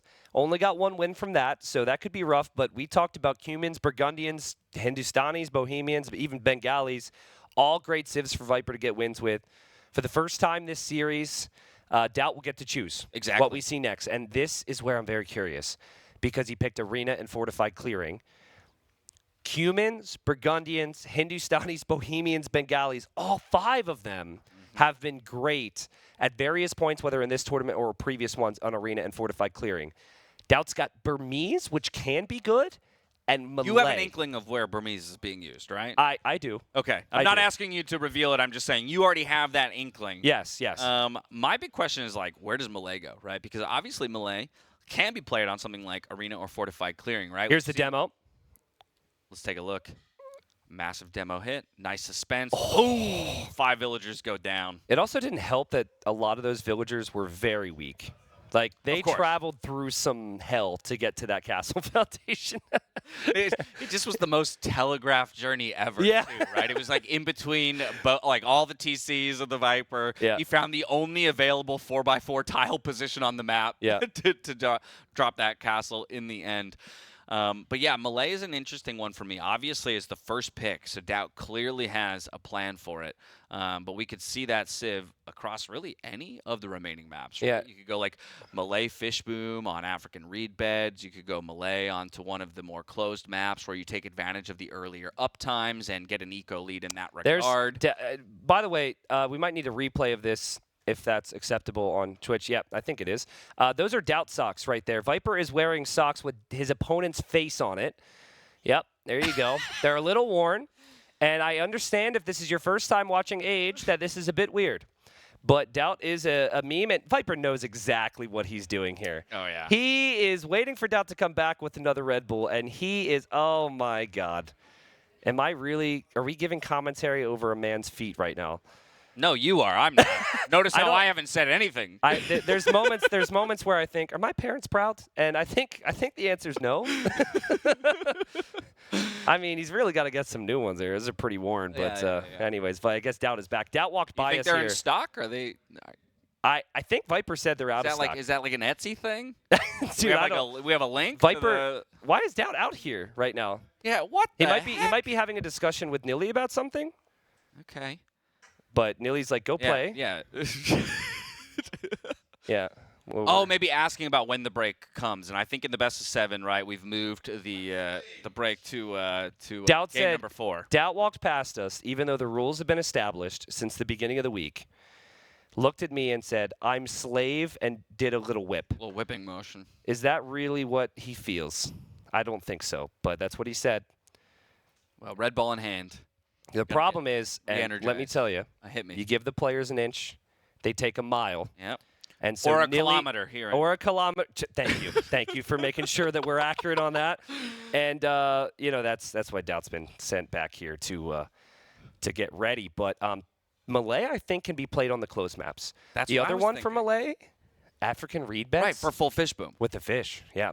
Because we've seen Japanese used to great effect on African reed beds for that very same reason, right? Yeah.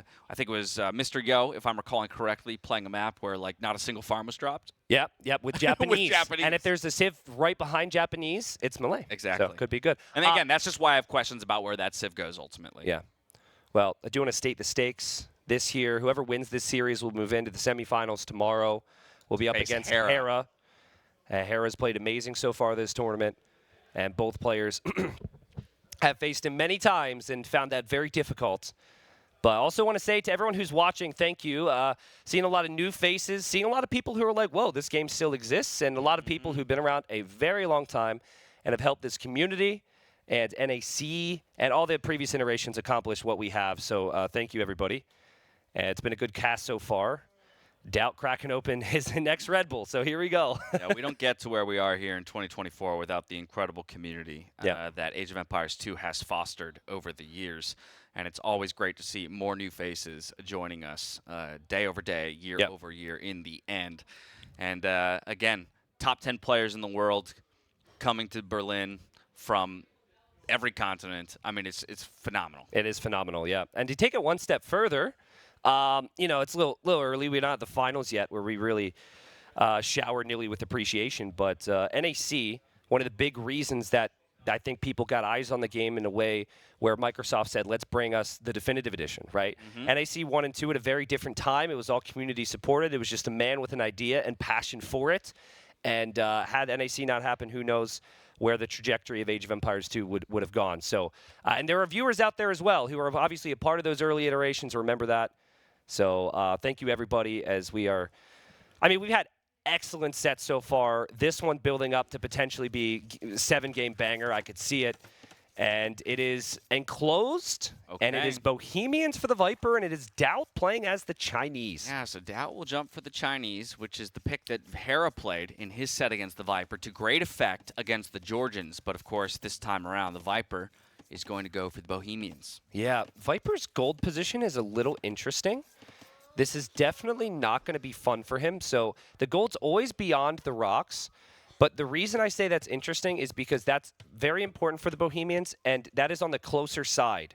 So it is more likely that DauT is going to go to the north, and that gold's going to be in harm's way there. Now, it's going to be similar for DauT, right? But it is the Chinese that have the eco advantage, starting with the extra vills and the cheaper techs. So, you know, we'll see how things play out here, but I personally prefer the Chinese. I think the Chinese eco, combined with just like knights and crossbow, can be so difficult for the Bohemians. Yeah, of course, if we do make it all the way to the late game, you can never count out Hoofnitsa and Bohemians on this map. Plenty of extra resources to take, right? And given that they bring in gold, stone that much quicker, getting those upgrades for free can be really, really nasty. Yeah, and Viper is known for his greedy booms, so if he feels like he needs to stall it out, he's really good at that. And DauT, I mean, he's done amazing with it this series, but sometimes he tries to force the issue a little too much, loses a couple knights to a conversion, takes a somewhat bad engagement, and if he were to do that, then maybe Viper can claw his way in, but here's just a look. Again, it's what Chinese have available. Yeah. It's really the extra 3 vills. And the technologies being cheaper combined with a very good tech tree that makes them strong. And just the smoothness of that more recent change where the town center now supports 15 pop, right? Yeah. So again, that 3 vills is becoming even more effective, that you can immediately get them working on the food income since you do start with less food overall. Deer's being pushed in. Both players, of course, are very well protected here on Enclosed. Your food economy, your wood economy are the things that you generally don't have to worry about, at least early on in the game. It is about those extra resources, your berries, your stone, your gold as you stretch out across the map. Yeah, now Viper, perhaps recognizing that he needs to do something against the Chinese sooner rather than later, he's going to go for a build order that a lot of players haven't gone for here. This, to me, feels like he's going to make Militia. It could just be an Archer build, so I could be wrong. Oh, there you go. But, yeah, there's the Militia, so 2 villagers to gold. And I'd love to look at DauT's scouting right now. We're going to look at DauT's point of view. Now, he's blue on his screen, but he's going for a scout build, and he's just pushing in the food. You do start with less food as the Chinese, so there's a lot of reason to do this. But he's not expecting this, and I think a big reason you're not expecting it is because a lot of players aren't going for Militia right now in our meta. And while you have a general understanding of where your opponent is on Enclosed, right, of course, you don't always know exactly how close you are in terms of when those Militia, for example, could be reaching your eco. And Viper sending his scout around the long way to now be locked in a scout battle. Oh, man, this could be interesting. So they're going to be in feudal age at pretty much the same time. DauT, he doesn't have scouting, and he just saw Viper's scout come from the south. So he drops the barracks on that side, expecting any other pressure to come from the same direction. Yeah, and he's also hoping that he can kill Viper's scout, thinking he might be in feudal age faster. So there's a lot of things you can do here for Viper. I'm going to go to Viper's point of view now. I want to see how he handles this. He adds the range at home. And here he comes. He hasn't seen the berries yet, but he's going to, oh, man, he's going to be so grateful in a moment. Oh, he's like, yes, this is perfect. What do I do? He's going to position the scout on the right. He's going to see this, and he knows that DauT isn't necessarily prepared to deal with this, and DauT's not the best quick waller out there. Well, 3 walls there, so that's good to see out of DauT. But, of course, Men-at-Arms upgrade going to come in just in time for the militia to arrive to the berries. And the quick wall's there for the moment, but he has to get those extra taps before the walls come down. Very well played from DauT because he didn't know about that, right? Beautiful play from him. Viper then there on the palisade walls, applying pressure, but DauT will get his stable up. And he's going to get a hit with this spearman, but not on the scout, unfortunately enough. He only hit the Man-at-Arms, which is not what he wanted there. Yeah, so 1 villager stuck repairing. That's at least a little bit of damage that Viper could be happy with. Still trying to dance around that spear. DauT looking for a poke, doesn't find it. DauT got really housed right there because of the pressure.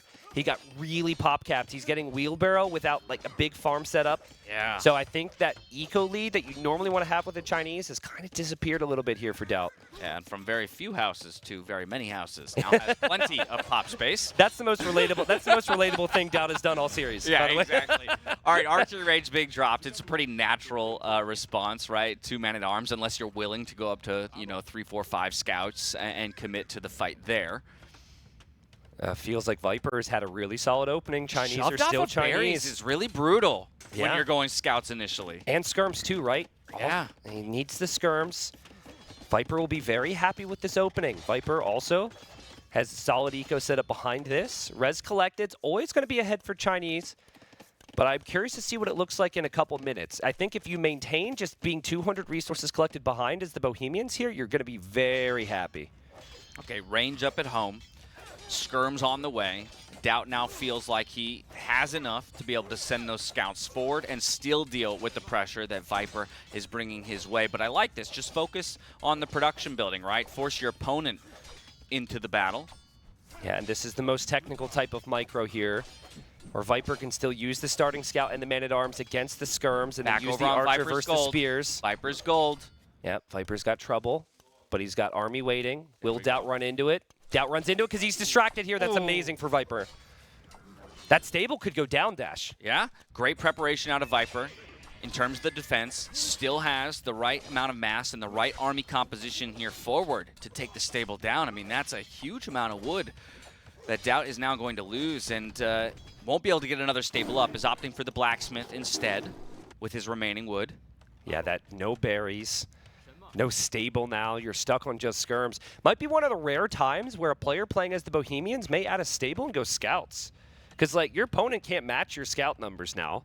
And you know he's going to have to go skirms against your archers. I'd like to see Viper consider that. Because you're not just denying the berries long term. You're denying that gold. Yeah, I don't know how DauT ever gets out to gold, right? And then you got to start thinking about how do you ever get to Castle Age, right? Yeah, Yes, the market would be the answer typically, but you're already running out of space. You're already on the back foot. Your opponent is easily bringing in gold and expanding his eco without really any fear. This is really fun, though, because DauT's got literally everything safe. He's like, all right, I have no berries, I have no gold. Great, he can't do anything. So what do? Immediate counterattack. And Viper's got to be thinking, we're going to go to his point of view again. Viper's like, I got to find that. Where is it? He must be coming to me. Yeah, and he dropped a tower. The tower's super smart there from Viper. You got to love the game sense. Let's even see the timing from his side. Because he just clicked the villagers back to gold. He's like, I think I'm okay. Now I'm not okay. We need more villagers on the tower. Yeah, but it's so classically Viper. You find the smallest advantage, and then the first question he asks himself is, how do I lose it from here? The way I lose it is that counter. Spot on. So protect against it, immediately drops the tower just in time, loses no villagers, and has plenty of military back at home to deal with his counterattack. Now he still could be pushed off of berries himself, right? That's something Viper needs to think about, and there goes DauT. DauT moving out to his gold, and we didn't play the market game this time, but he's building the market, and he needs it right now to balance out his eco.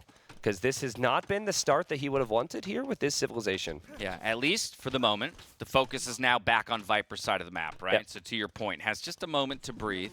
We also have a market coming up here for the Viper. So my question is, who gets it up first? You'd love to steal those prices away from your opponent. Yeah, I mean, Bohemians, they mine gold very quickly, so it would make a lot of sense here to just send more on to gold to get food, right, and just buy that food.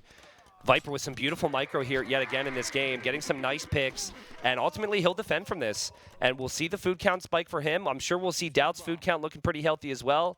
And we will see Castle Age here, Dash, with limited villager losses from both. In fact, no villager losses from both of them. Yeah, how about that, right? Again, for all the damage that we're claiming Viper got done on this side of the map by taking the stable down, still no villagers lost here for DauT. Yes, some pressure coming in onto the gold with the 3 man-at-arms and the 1 spearman, but enough skirms there, I think, to push this away ultimately without losing any of those eco units. Yeah, it's interesting if Viper takes the engagement, could have maybe got a kill. Nice job from DauT to swat it away. Here, Viper clicks Identical up, and castle DauT clicks up at the same time. Beautiful. High-level play is just so pretty sometimes. Like, through all of this, right? Through all of this messiness between these two players, they have somehow found their way to the Castle Age at identical times. Look at the res collected, though. Like, DauT had a disaster of a start. Now, didn't lose Vils. Sure. Res collected, man. Chinese are so good. Oh. And DauT's pretty heavy on skirms against the save that's known for sticking with archers. Viper's not making more archers. I think Viper is going to go full boom here. He's going to play boom defense with like maybe some monks in his base to convert any knights, siege for any skirms, but he's transitioned on the stone. He's not making more archers. Yeah, DauT is thinking, oh my god, I got to make a lot because this hasn't gone well. And DauT doesn't have any stone either, so DauT won't be able to boom quite as easily as the Viper at the start. Okay, so a minute and 15 away from the Castle Age, and as you mentioned, we already have some more upgrades being invested to by DauT here. It's Bloodlines and the first armor upgrade. I'm also taking a look at the minimap to find that first villager that might come forward for a siege workshop and a monastery drop. And that could be it up there in the north. Nope, Spearman, I got you baited. Yeah, I mean, it feels very natural from DauT's point of view now that Viper is going to go like double range crossbow. He will never guess that Viper has just stopped making army. That's just insane, right? Like, he might even expect the stable, like I said, to add like a knight or two to kill skirms. So DauT is looking to get the kill. Now, that tower... Skirmishers trying to poke, and yes, they'll trade out a little bit. Might even dive under the tower. I like this. Remove some of the gold income from your opponent. Yep. And does find these archers as well. And so this is a great cleanup, right? Because even 3 archers alone could have done big damage if left unchecked. And now we have Bodkin and Elite Skirm coming in with Knights in the queue here from DauT. Definitely thinking about putting the pressure on while the Viper uses the market heavily, invests into the Pikeman upgrade for defense, and drops that second TC. It's greedy from Viper, but it's greed that you have to go for here. Because if you try and compete with the Chinese with going for stable and range units and boom, you lose every single game. They got cheaper techs too, Yep. right? So it's like if you go tech v tech, you're just gonna it's never gonna work out for you. You know, DauT didn't see a stable or a siege workshop or anything, and he's just gonna run right by that tower. And Viper's really hoping that tower would have a lot more power. So TC will go up. And DauT, now he may consider the villager forward for siege because he'll realize this is full boom from Viper and he needs to be punished. Okay, TC gets up for Viper in the end, and I think that along with the tower will be pretty great for him in terms of keeping villagers safe. DauT's still looking for damage and has decided to at least batter against the walls here and make Viper think. Knight numbers are climbing. The most frustrating thing here if you're DauT is losing a knight to a monk, because that knight is then high value against your own skirms and also against the siege. And DauT might, that's got to be a conversion for Viper, right? It is. Oh, it is. And it happens. And now Viper, he's never going to lose that knight. He's going to engage, he's going to pull it away, and he's going to heal up that bad boy, I guarantee it. Yeah, Knight's still at half health. Easy pullback. Even going to snipe another skirmisher before he does. Yep, gets That's safety. so good. That is so good. So many people just click the knight back right away. Right. That was so good from Viper. Maximum value. Yep. Found out of that conversion there from the Viper. Has enough pikes as well to deter the Knights. Still waiting for that Vill. I'm starting to wonder now, like, is it a misplay to not have brought a villager forward by this point? Yeah, I mean, you do also feel as though you're having some success. I know you have lost that knight, but Viper's eco isn't looking pretty, and he's not Chinese, too. So DauT will know, he'll have faith in his civ. And you don't want to let Viper sit back too much without aggression dash, but if you can boom with the Chinese, things can go well for you. And DauT happy to fight underneath this tower, and finds a very good engagement there. Yeah, it's only one monk at the moment here from the Viper, and he doesn't have the gold income, right? Yep. Because of the pressure that DauT has thrown his way. DauT now feeling like, okay, initiative is mine. I'm now going to extend to that second TC, try and creep back up in the villager count and match my opponent in that regard. Once again, diving in under the turret, forcing the garrison from the Vills. That's important. Will the conversion come through? No, it won't. That's so good from both. So good from DauT to dive in, but so good from Viper to use the Scorpion for the skirms and that Monk against the Knights. And DauT tried to dive in to kill the Monk, but Viper went whoop right into the TC. DauT's booming though, dude. We've got 2 TCs for him. Third TC could come up, which hasn't come up yet for Viper, but he's placed it. What a game. This will go late game. DauT needs to keep piling on pressure. Yeah, I think this is important, though. This third TC position on that gold means that anytime DauT now moves in to this initial gold, it's going to be a little bit less effective in terms of the damage, you know, dealt, quote unquote. Agreed. Yep. And we'll see again. It's just Viper defending with so little army. But DauT doesn't want to give up Knights. Now, Viper's converting the weakest one in the group, so he must not realize that's the case. He swaps it right at the end to find a higher health the Knight Monk. and gets the hop back into the TC. Yes, the Scorpion does go down, so the skirmishers can run circles around this tower as best they can. But even still, great micro out of the Viper. Another Monk as well, dives into the TC for safety. Didn't find the conversion that he wanted, but those villagers are still idle.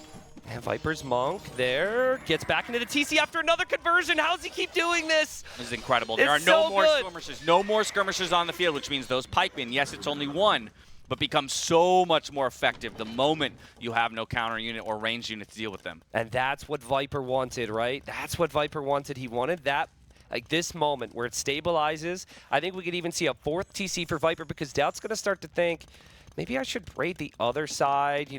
It's definitely going to be a 3, 4, 5 TC boom type game. I think for both of them, right? Because typical of DauT, sometimes if he does feel like he's on the back foot, it's drop 1, 2, 3 extra TCs just to boom his way back into it. Yeah. It's so good from Viper there. He made it look very easy, guys. It's so easy for that to go wrong, and then we sit here and say, he's being so greedy, you know.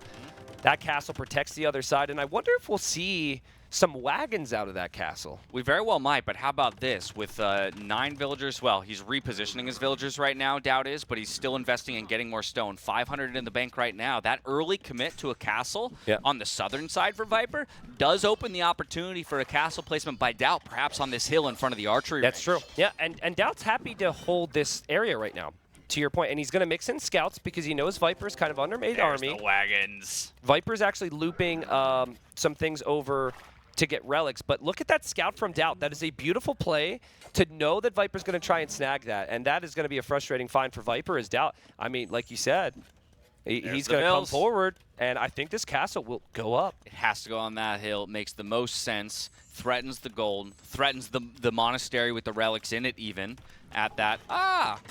Not what I would have expected. But I guess it also threatens opening the walls through that house, right? Into the main eco, too. So I actually prefer this because that is like, it's closer to the area between the starting base and the external base, and it makes Viper's situation very awkward. Yeah, Viper, I don't think has the units to prevent this from going up. 75% on the castle. He'll dive in to look for some damage. Into the tower, Viper. Viper can go into the tower. He does with 1 monk. Well played.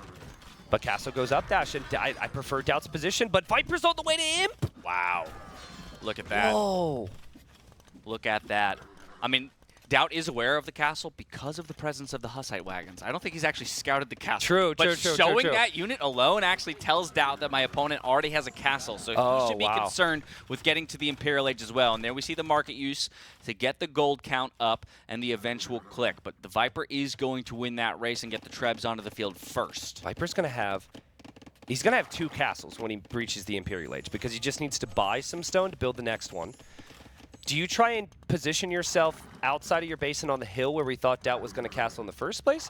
Or do you just build it safe? Too risky. Viper's not going to play risky like that. Yeah, he takes the sure bet, right? But he hates placing a castle that's not on a hill. I agree with you there. I agree with you there. But yeah, I think when it comes to tournament play, he's always going to make the safe play. The safe play, right? Yeah. The sure play. And so I think he'll place that safely as best he can. as soon as he does get the stone, actually opting not to buy it, looks like. Moves 4 villagers over, gets chemistry during the castle age. Another important aspect of the Bohemians is access to chemistry in the age before. So with the Siege Workshop he already has up and maybe another one to come, he'll be able to get bombard cannons out on top. And then I become very worried about this forward castle position here for DauT. Yeah, absolutely. I'm really curious to see how important this castle is to DauT. Does DauT commit to repairs there, or is he happy for it to buy him time and just give him map control? Because if we could see his Fog of War here, and then we'll look at Vipers, DauT is really setting himself up to have like 70% of the map. He could see that area. He's building outposts down there. I think for DauT, when you see Vipers in him, you don't repair that castle at all, Dash, and you're just happy that Viper hasn't been able to advance forward. I very much agree with you. And so let's see here. We've got Imperial Age in, still 15 seconds until chemistry completes here, but a Treb already on the way for the Viper.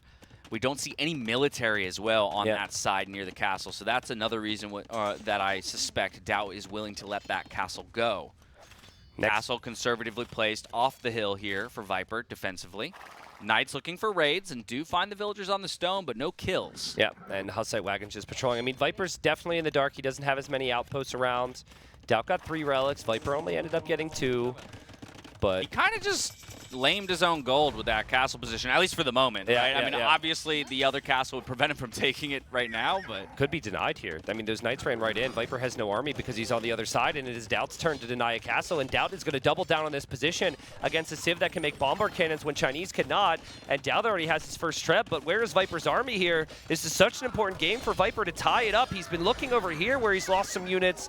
At DauT, if he could put his foot on the gas now with some Cavalier, go take those Trebs, he could win this game. This is a really tough position for the Viper to find himself in while he's Hussite Wagon raiding in DauT's economy. We check back in on the main battlefront here, and the castle will eventually go up here for the Viper. The Trebuchet safe enough to start working away on the castle, not on the hill position, but like you said, DauT clearly committing to this part of the map. And if you commit to it and you lose it, then the other player's going to have 2 castles and you're going to have 0.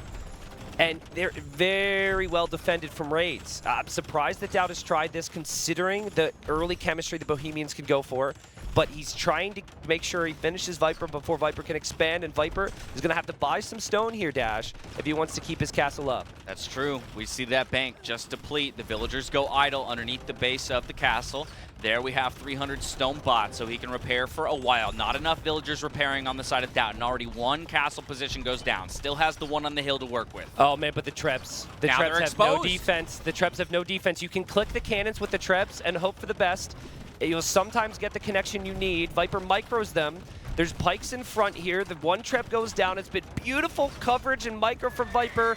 And DauT is losing all his Cavalier now. Cav Swan snipes, but will they find them? They do end up getting 1, and then the Trebuchet comes up with a big Hail Mary shot to get the other. So that's a little bit of breathing room here from DauT. Still Trebuchet's exposed. Still more siege on the way for Viper. Needs to reposition that other Treb to start hitting the one on the hill. Remember, Viper's not taking stone. DauT has been denying that with some raids on the other side. DauT needs another moment here where he can take out the bomber cannons and save his Trebs. Otherwise, he could lose his castle, lose all of his Trebs, and Viper will take the position. Yeah, but does he have the Cav numbers here, right? The Pike numbers are growing just slightly. Viper's out of gold, too. Viper is out of gold, too. This could actually work for DauT. This is like that. The castle's denying the gold. Right? You can't buy if you're out of gold. He's committed so many villagers to repairing this castle. He has no more stone again. The Trebuchets end up going down to the Cavalier. Yes, the Bombard Cannon is doing work on the undefended Trebuchets of DauT, but we might end up back in a stalemate position, and then I favor the person who actually has gold income. Absolutely, in the cannon, I think it went down to a Treb. Both players are in a horrible position with their castles. This is hilarious. I think DauT still got the Treb, though, so Viper has no siege. Yeah. DauT is okay. The collective health of the 2 castles is very low, but only one of these players has siege to work with. That castle position now goes down here for the Viper, and DauT is hanging on by a thread. That was a sneeze away from going down, DauT's castle. That was a sneeze. That was a 1 bombard cannon difference between Viper keeping his castle up and getting gold, DauT losing everything, or what we just saw here. Wow, DauT needs to take this position and run with it. The Dash, excuse me. He's got to keep pressuring the Viper here. We wondered if the commitment to that forward position was the right call, and I think DauT proves that it is, as he now has still 1 castle up. He's He's got Cavalier flooding in. Still no gold income for the Viper. It's been near 5-10 minutes, it feels like, since he's had a villager on gold. And DauT knows this. He has the outpost there. He has the vision. So this is not news to him. The problem I see for DauT is he needs the answer to the pikeman. It's going to be Halb upgrade here for Viper, but he does have skirm tech. So he just needs to get the skirms in the proper position. I think, unfortunately for DauT, Viper's just going to get this gold now. It's going to happen, but the great thing for DauT is he's still got like 70% of the map. So that castle can hold this position. He could take some risks with some raids, perhaps, and eventually Viper could run out of gold again. TC goes down, crossbow coming in. So we asked for an answer to the halberdier, and I love that. will deliver. I love that. Okay, bombard cannon on the field. He's got to micro this one because, again, still very low gold income, even though he has eventually gotten villagers back onto that important resource. Yeah, Viper doesn't have final armor yet. Like, Viper can't really tech switch. If there's ever a question of, like, what does Viper do differently? Also, his blacksmith went down. Yeah, true. Has he replaced his blacksmith? Because that will be important. There it is. He's going to rush it up. Yeah, no bombard cannons for Chinese, but DauT, I think, can just keep flooding forward with skirms and Cavalier. The Cavalier can split up to take any cannons. You don't want to dive fully into the halbs, but that's what the range units are for. And DauT, again, as long as he has his castle, he's fine. Like, this is good for him. Yeah. It's not the best micro, but he's still taking favorable engagements as Viper has to gate trap in that bombard cannon. Exactly. It's skirmishers for now, but it'll soon be crossbows as well. Even the Cavalier numbers still great enough, it seems, to win out this battle against the counter unit. Yes, it's not efficient, but he's just trying to keep the pressure on his opponent. Cavalier looking to loop around to get the bombard cannon. Don't think they'll find the kill. So great job by Viper to keep those units alive, but he's exposed now at home as well. Look at this, some raids coming in to the wood. Oh, this wood line could be scary if he doesn't get the walls up. Yeah, DauT is forcing a TC from Viper solely because Viper knows I can't afford to defend that. Viper needs to take this castle out. That is his goal first and foremost. DauT isn't raiding the other side of his eco. These Cavalier will die. That back corner, he's got resource income. So DauT either needs to win the front again, or he needs to plan to take the other corner. Right now, it kind of feels like he's thinking about this, but he's allowing Viper a little bit of time. Viper's going to expand with the TC on that far side. Nice raids from DauT, but Viper's comp. The Halbhoof needs to comp. We're not even there yet. It's just Halb Bombard Cannon now. It could beat any Civ in the game, even Chinese. Yep, and that's what we talked about way at the beginning, right? Is that eventual post-stimp composition that the both teams love to find. Great target fires there from the bombard cannons to find purchase onto the crossbows. Even still, it's at the moment great Halb numbers, low Hussite wagon numbers. Yep. Really hard for Viper to find permission to move forward and actually target those trebuchets. Loses the bombard cannon to a lucky hit, but ooh, the trebs are stacked in an awful way. Will he find the kills here? I think 2 might go down. Oh no, and Viper's still got Halbs next to his units. The Hussite wagons will also tank a lot of that fire, and it becomes very tricky for DauT to take the fights. Viper microing this pretty nicely. He has to react there, though, and DauT will find possibly dozens of kills. Viper still needs to push that castle. You can tell there that he's losing units because of the raids, and what a great job from DauT to raid Viper here, because without the raids, I think he loses that castle. Yeah, populations are near even, but you talk about raids here for DauT. Looks like we've got a slow-moving force coming in to raid the back of DauT's eco, even forcing a castle down to protect back at home. But still the focus is here in this position at Viper's economy. That's a lot of farms that are threatened if he doesn't have the forces to keep these skirmishers and arbalists back. This is such a big game. I mean, Viper won NAC 1, NAC 2, NAC 3, not to mention everything that he's won throughout his career. I mean, this guy is like the king of NACs, and he wants to win NAC 5. But DauT has played so well here, and it feels like DauT needs this one, because you lose this and it goes on, let's say, for an hour more. Suddenly the momentum might be with Viper, right?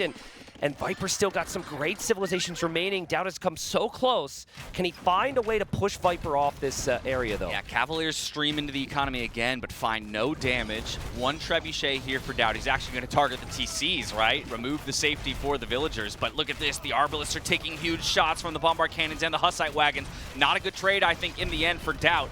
The question is, will these Cavalier be enough to wipe up the Hussite wagons and maybe a couple bombard cannons? Loses the Treb. The Stonewall comes up there from the Viper, so great heads-up play to keep his economy safe. Now, the Hussite wagons aren't really doing that much damage right now in the numbers, so Viper does need to use his cannons against the ARBs and skirms as well. And DauT should, in theory, have more gold. He's getting raided right now. I don't know if he's reacting to this. Oh, he doesn't realize. That's a big deal. He has no clue that's his main farming eco because he's so distracted. Let's actually go to his POV here. Okay, he just noticed.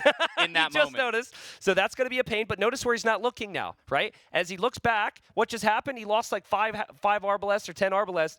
And he's beginning to be very much aware that Viper has expanded more on the other areas with TCs. Yeah. This is a crazy game. Starting to feel like DauT's the one playing catch-up, even though we're spending most of the time looking at the Viper's base. These Hussite wagons They're so annoying. They're so annoying to deal with. They're because so annoying. TCs themselves can't really do it, right? It is food truck day in DauT's neighborhood.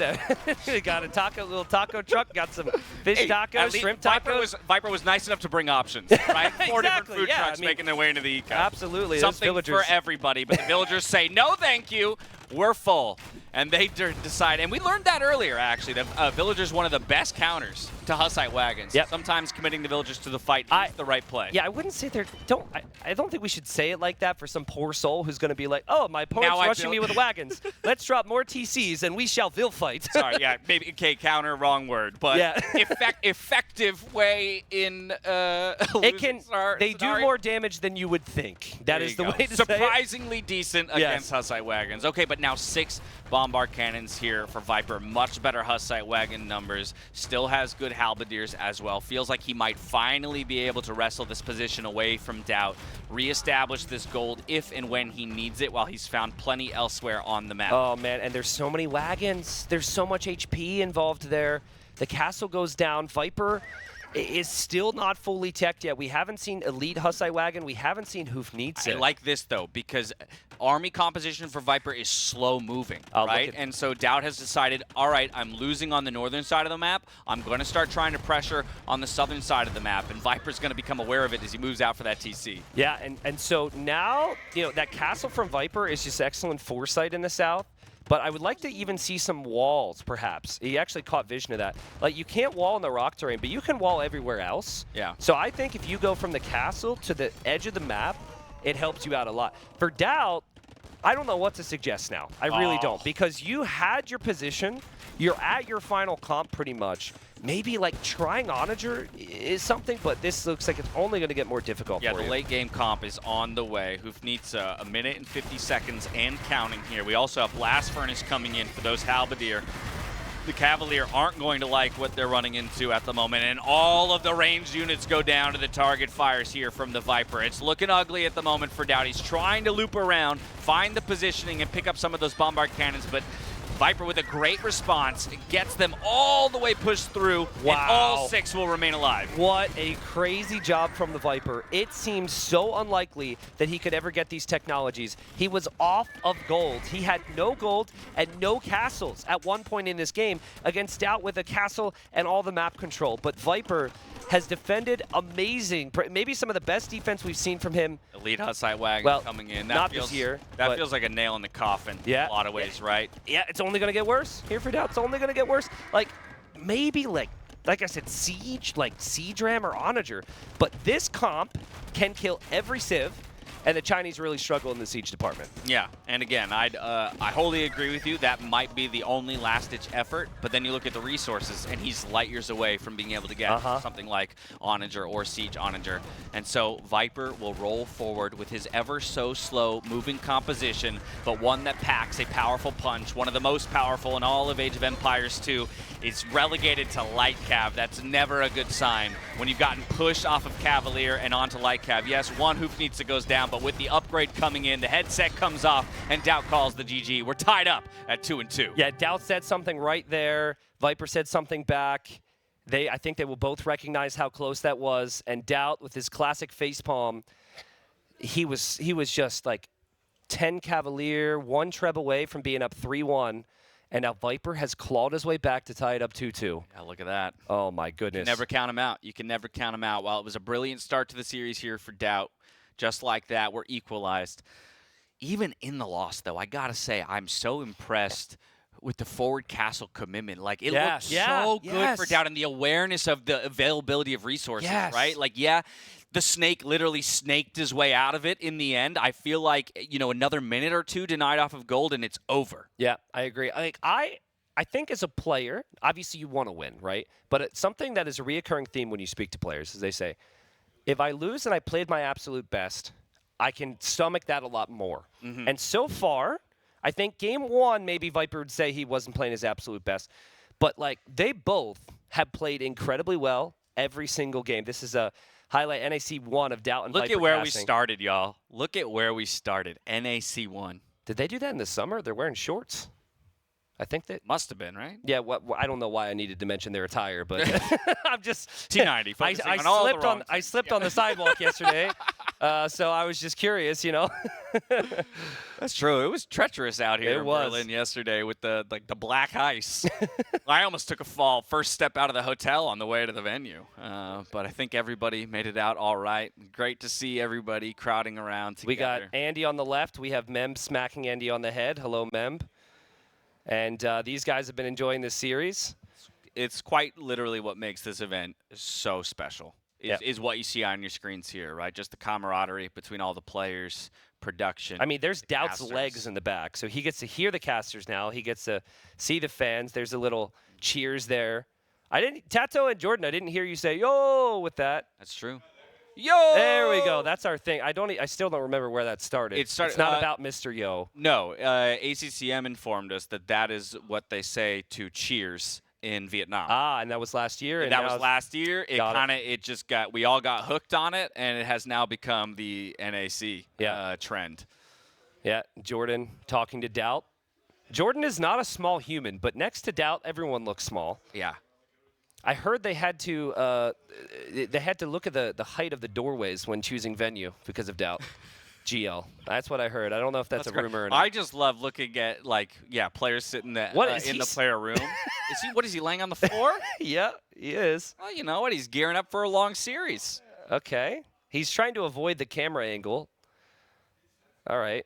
Well, this is great. Yeah, back to back. Holy dono there from Captain. Yeah, whoa! With the $500 dono to NAC. Thank you for that. And you love to see it. Again, donations at this point adding to the prize pool. So it will grow as your guys' generosity continues here. We love to see it once again. The only reason why the Age of Empires 2 scene is where it is because of the support that it's managed to gather over the coming years. Okay, here comes Viper. Here comes Viper. Viper's walking out, and he saw them and is like, what is this? And he's going to let children be children, I think, and go get maybe a caffeinated beverage himself. Yeah, I don't know. exactly. Maybe another dose of caffeine, maybe some water, just stretching the legs at the very least. So Jordan lost a series earlier. It was an amazing series. Could so easily be bummed, go back to the hotel room, go to sleep. Smile. And Jordan, this is what you love about Jordan, man. He is so team friendly. You know, he wants to be involved with his boys, root for his, well, technically not the same team anymore, but his they'll boys. They'll be boys forever. Yeah, exactly. And he's here, and I know I guess he can't really be rooting for one or the other, but he wants to be here through it all. And, you know, like, this is the last NAC, and this is what it's been all about. That is something right there. We've got some good Jordan faces throughout this tournament. Would love to hear what DauT is saying right now. Viper is to his right at the moment, and then of course you have. I was gonna say, what can you say? Your opponent's standing right next to you too. Well, it's just trolling. Like DauT's like I had devotion in the second game, and blah blah blah. Viper backpacks again, and yeah. But okay, this is something else. Is this how you would No. refresh yourself? Would this be your choice? Like, no way, dude. You get 5 minutes. This is what happens when you've been playing the same game for 20 years competitively. Past a certain point, you just have to find new ways to chill. So, I mean, I would wonder what would happen if there was no camera there. Rock-a-bye, baby, on the tree. That's what I'm feeling. No, right I now. get it. Isn't that gonna lull you to sleep?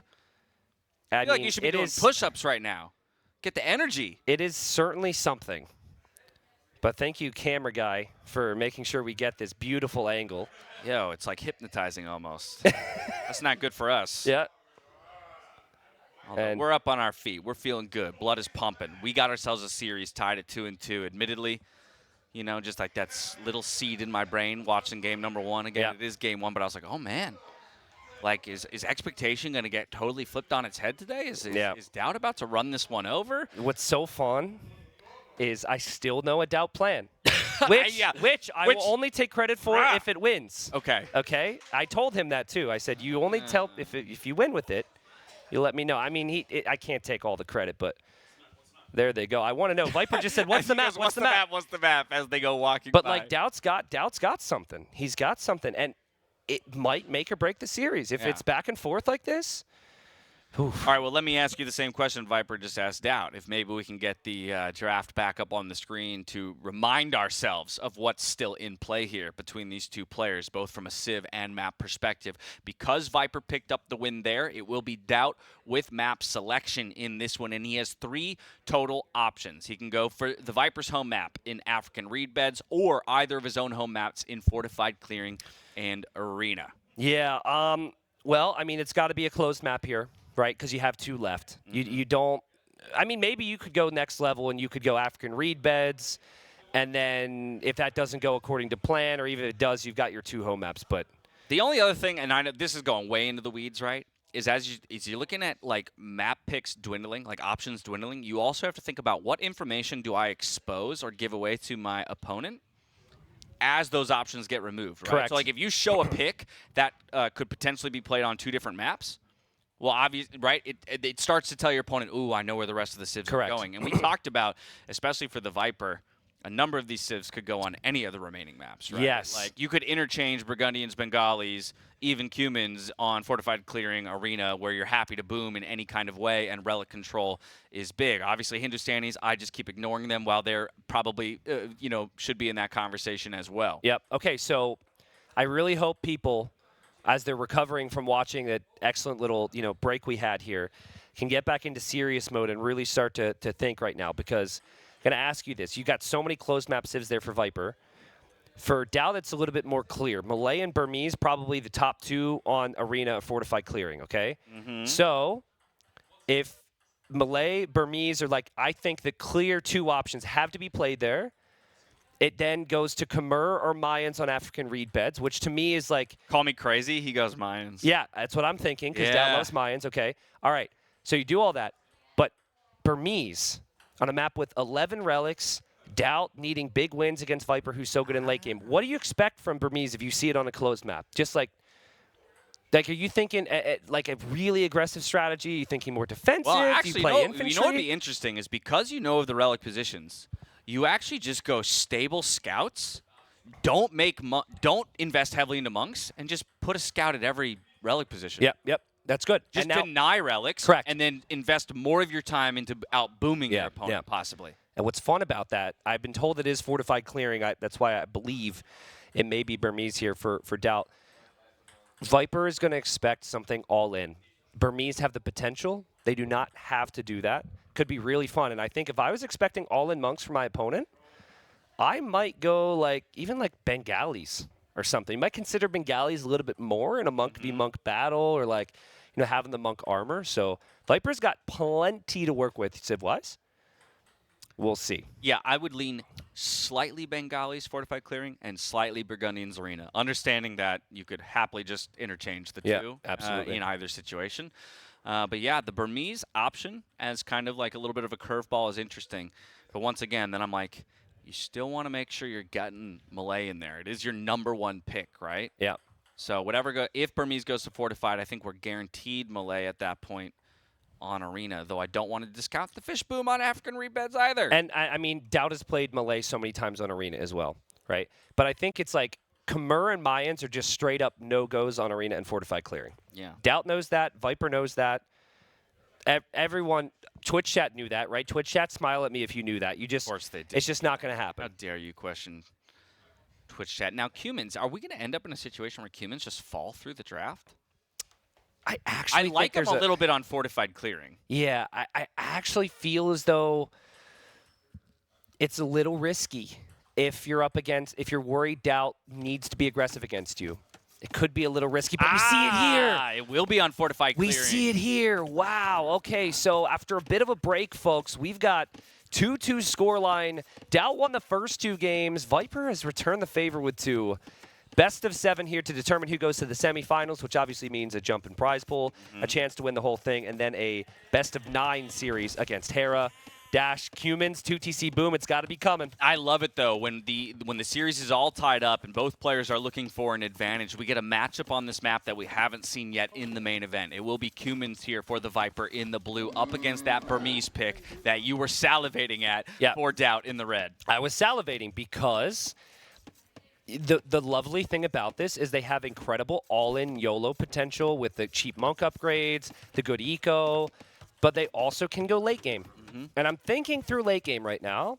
Obviously, you need eco, and there's a lot of things that need to play out. But Burmese on full air and buy and Haub, I think they destroy the Cumins. I think the Cumins really struggle. I think if the Cumins mix in Siege, the Burmese can even add in monks. This is without mentioning the rare but insane Burmese elephants, which have the Howda upgrade.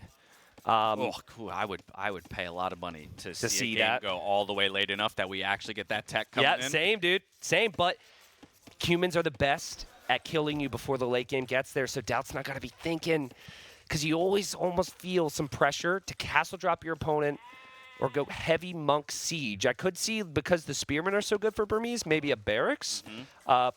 2 to 3 spears, siege workshop in the middle here. There's so many things at play here as Feudal Age comes in early for the Cumins. No surprise there, though. But obviously, Cumins, right, going to be forced to sit in the Feudal Age for longer. Yeah. So DauT goes to castle, gets near full relic control. Like, that's conceding a lot of relics on a map with a lot of relics to the Burmese player. I agree. And he doesn't have to scout for them. He just knows where they are. Yeah, it's super tricky. Can we see DauT's Fog of War, please, just so people can realize what this means? Just to see, oh, look at that. It's pretty. He knows there's 2 on the top, 2 on the bottom. That's the outer ring, and then 5 in the middle in kind of that arena-like fashion. Yeah, and like very rarely on this map, sometimes there will be 3 on the outside on one side and 1 on the other, so that's kind of nice. Yeah, even generation there. Viper is going to come forward with his scout. Again, upon reaching the Feudal Age, has the potential for a Vil snipe if DauT's not paying attention, but we already see the walls coming up for DauT, just to be extra careful as he's going to be attempting the fast castle. I say attempting. He'll be doing it. Yeah, so everything that we have said so eloquently here, at least you have, the players think about. And this is not the first time we've seen Viper in this tournament. On a map where your opponent can attack on the outside, just say, he's not attacking on the outside. Yeah, that would be foolish for X, Y, Z reason. So he doesn't wall at all. And he's going to place his TC now. And he should eventually gain a very big villager lead. And no way! DauT didn't have the walls! And DauT loses a villager to the scouts! Oh, unloomed villager. Yes, the TC does get a nice little hit. So the scout now is down to half HP, but what a find here for Viper early in the game. Yeah, that's rough. I mean, we do have to be a little critical of DauT here because the timing for Viper is expected. Now, with it being a 9-villager start, it's a different time than your average game, right? But DauT's played 1,000,001 games. He should know it's about like 620, I think 625, that Viper will be up. And like, what is Viper going to do with the scout at this point? But go over to the opponent's base. That was a free villager snipe from the Viper, who's already building that second TC. I also love this. Back at home for the Viper, look at his house positioning. He's basically setting up a secondary wall to protect against that all-in potential of Yeah, Burmese, that's a great call. right? That's a great call. Yeah, it's the beginnings of that secondary wall, but hey, you get through my stone walls, you run into house walls behind that. Yep. Now, of course, as we mentioned, still opportunities if DauT so feels to go around the outer rings and make that his point of attack, but he'll have to make that decision, and it's a tough one to make. Man, I don't like what I'm seeing with DauT here. Obviously lost the Vil, which doesn't help matters, but this is... There's YOLO, and there's this. This is selling all the stone. This is damage has to be consistent, has to be happening all the time behind this. Now, he could go for a stable. I think it's a... Ooh, okay. He does. But he would probably need a market to click up here. Like, this eco does not look good. 142 wood, waiting for the rest of it to be dropped off. There it is. Now needs to drop his secondary building. There's there the it market. goes. Okay, the market, as you said, probably necessary to get up to the castle edge, but already that early pressure in the Vil lost is making a bit of a mess of this fast castle. Yep, TC Garrison there from Viper. Viper is able to shoot DauT Scout a bit, which is always nice, but Viper Scout is still weaker. Cumin Scout faster, though. And DauT, it's important that he gets some information here, but if he goes in too close there, Viper might trap him. I just, you know, having 6 Vils ahead already. Yeah, having talked to DauT about the Burmese and brainstorming a lot over it, the last night. Here we live vicariously through the players' opportunities instead of our own. I think the Burmese did not want this type of game. They wanted the get the relics, use the good eco, and boom game. And the humans that just force you to play an all-in style. Yeah, and so DauT is going to do what we asked. He's putting a ton of villagers on stone. That castle is for sure coming forward onto the walls of the Viper, but the question is how much damage will he actually find as a result? Yeah, does he have Loom? It's probably a non-factor because Viper Scout is weak, but it is DauT. I have quite a few memories from this week of DauT placing some ill-advised castles, but as DauT says, he places castles to end the game, not win the game. He says, I place castles to end the game. One way or the other. One way or the other. Exactly right. Exactly right. Okay, we got a minute. Oh, I love it. Oh, baby. Oh, my goodness. Now, look at Viper Scout. Now, this is so fun. This is so fun. Viper's looking. Okay, so Viper, here we go. Such high-level play from both players. Yeah. Such high-level play for both players. And now the house walls start to come down here for the Viper. I think he realizes. This. Look at him spreading those houses to get vision on the other side, too. Now, there's bears on the outside. There's not in the middle, so the no loom thing is a factor. Viper doesn't see anything. Yeah. He seems paranoid. The way DauT's moving that scout is definitely telling Viper something. Kind of gives it away, I think. Viper is smart enough. He's smart enough to know that if the scout is here, he's looking for a position, and he's still searching for these villagers. Where are they coming from? He thinks there's a sneak, maybe, because of DauT's scout movement. Yeah. Now, here's DauT's point of view. He's going to drop off the stone. He has to walk so far. He's still 10 stone away. Obviously, the villagers have a ways to go. What's the castle positioning, though? It's got to be on the gold. Well, okay, I was going to say, because on that hill doesn't threaten enough. Yeah. Right? Yeah. And so it has to go a little bit deeper, maybe threaten the gold in the end. Viper could Vill rush this. I think if you bring Vills, you could stop DauT from building the castle. But then it's like your eco leads fighting. Bring up a 2-second market? Viper?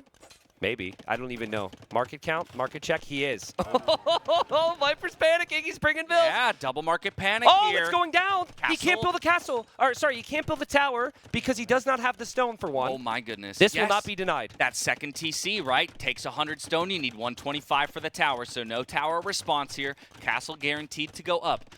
This is a solid position here for DauT. Now, again, the castle itself doesn't threaten too much. Correct. It does give him a launching point for an attack.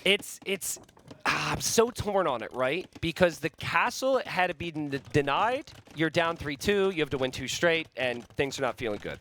On the other side of it, it almost feels like that castle has to be more forward to have any success. If it's on a TC even, that could be really good. But it is close to a lot of the eco, and Viper's got to be creative to defend the gold. So I think we should just be happy for DauT that he's been able to get it up. Yep, and now moving towards the Siege Workshop as well. The one thing I will say, even though Viper didn't have the stone to put a tower up, just the fact that he brought Vills forward might have suggested to DauT that he had bought stone. True. Right, because he saw at least one of the 2 markets. True. And he's like, oh, okay, maybe I have to drop the castle here. It's more guaranteed. Goes for the safer option, does get it up in the end, and now is going to push forward with towers. He's got a Rambai in the queue already and a Siege Workshop up. And the Viper, he's going for the counter tower to try and play some defense, keep control of the gold for himself, and just now, a minute away from the castle edge. Oh, boy. DauT's tower's in range of the TC. That is really bad. If it was tower v tower plus his mangonel, he's happy with it. Building a tower in range of the TC is really hurtful for him. But Siege should be on the way. Now, DauT doesn't have the eco to lose much here. Every mangonel and every Arambai, every villager that goes down is just critical. But Viper, he's on stone. He's thinking about Kip check. You don't see Arambai versus Kip check very frequently, but that's what Viper's thinking about long term. Yeah, let the repair battles begin. One side, we're repairing a tower. The other, we're repairing a mangonel. We're going to be stuck in this position for a while, I think, as Viper invests into yet another tower here. Yeah. But forced to garrison, rather. Super good from DauT. Super good from DauT, too. Especially if he can heal up those Arambai in the castle. This is really good. Now, Viper's got some action happening on the other side, and he is going to try and get a unit into DauT's walls. DauT might never even notice that the walls are being attacked by whatever comes from that. Yeah. What a strategy from DauT. A castle in the middle would not have worked. This actually gives DauT a chance. Exactly. I think it's so smart to give himself a fighting chance in this game and look for a 3rd win in the set. Either way, The villager numbers continue to climb here for the Viper. Now a 20 vill advantage overall. Ooh, what's happening on the right there? Did DauT see that?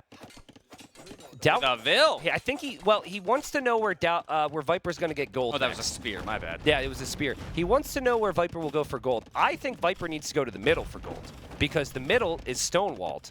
That can still be accessible, but the middle area is just easy. Yeah, like right there is great. And I think this speaks to the difficulty of DauT's position, right? While you might make progress here, and you are making it a mess on the side of Viper, Viper can always just retreat through those same stone walls and start building up an eco in the middle of the map. That's bad. Step Lancers now knocking at the door of DauT's base. Does he realize? DauT's point of view.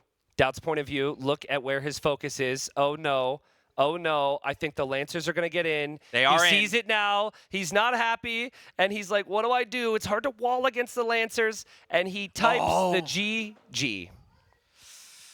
Honestly, can't blame him. Wow. Can't blame him there. It was a bit of an all-in strat, like you said. It wasn't a matchup he probably wanted, right? Yep. Burmese into Cumans feeling like he has to get damage done early. Lost that early villager, if anything, which just slowed him down. I love the heads-up play to go to the outside. Castle position, maybe not aggressive enough in the end. Maybe. But I think, like, I really need to go back to why DauT placed the castle where he did. It was because Viper had the slightly stronger scout. Viper had an idea that something was going on because of the way DauT was moving. And Viper maybe even felt like DauT would know a castle in the middle isn't enough. Right. I need to ensure this doesn't go up. And, like, we knew Viper didn't have the stone, but DauT didn't know that for that tower. And, like, DauT has had many castles denied throughout his career. Man. Yeah, so I think, like, DauT, he knew that Viper knew because some villagers came out, and he felt like, I have to just castle here, and it just wasn't the castle to do the job. It's a classic you know that I know that you know that I know. Yep. Kind of situation. It was so cool, too, because I think going to Viper's point of view made it extremely obvious about what he was sensing there. Right. And that is just GOAT game sense in a rare situation, because that probably doesn't happen that frequently. Actually disgusting. Yeah. Beautiful. And now the Burmese trick, quote-unquote, doesn't necessarily do the job, but we've got, for DauT, Arena remaining, where he has Melee, a top Arena Civ. Viper has top Arena Civs on his side.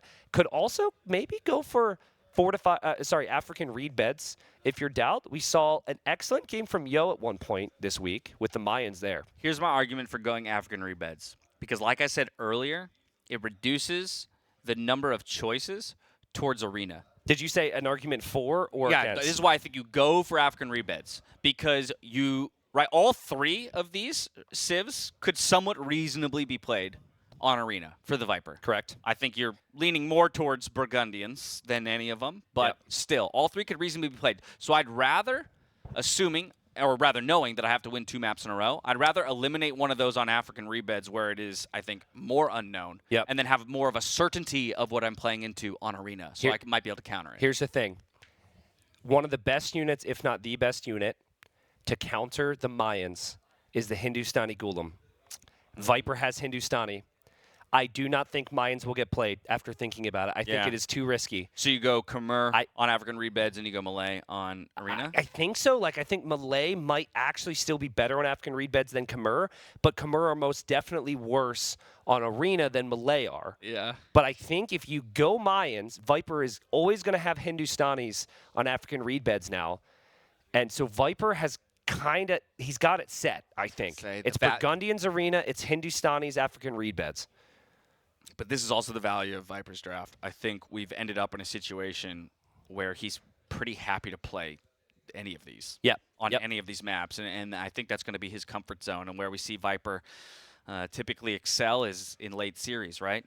Yeah, this is so cool, man. Viper has won 3 straight, people. 3 straight. And like game 3 was incredibly close.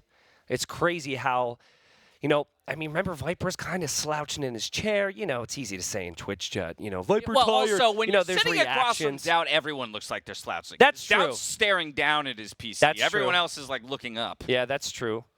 But I mean, I'm taking myself back to the reactions from people, the reactions from Viper, how good DauT looked after the second game. And I'm thinking this is just DauT's moment. And Viper doing Viper things. is up 3-2 now. This is incredible. Yeah, I'm sure to a degree, DauT was thinking the same thing, right? Yeah. The first 2 games, this is my moment. And considering the way he was talking about, look at me, 2023, I have a good matchup against the Viper.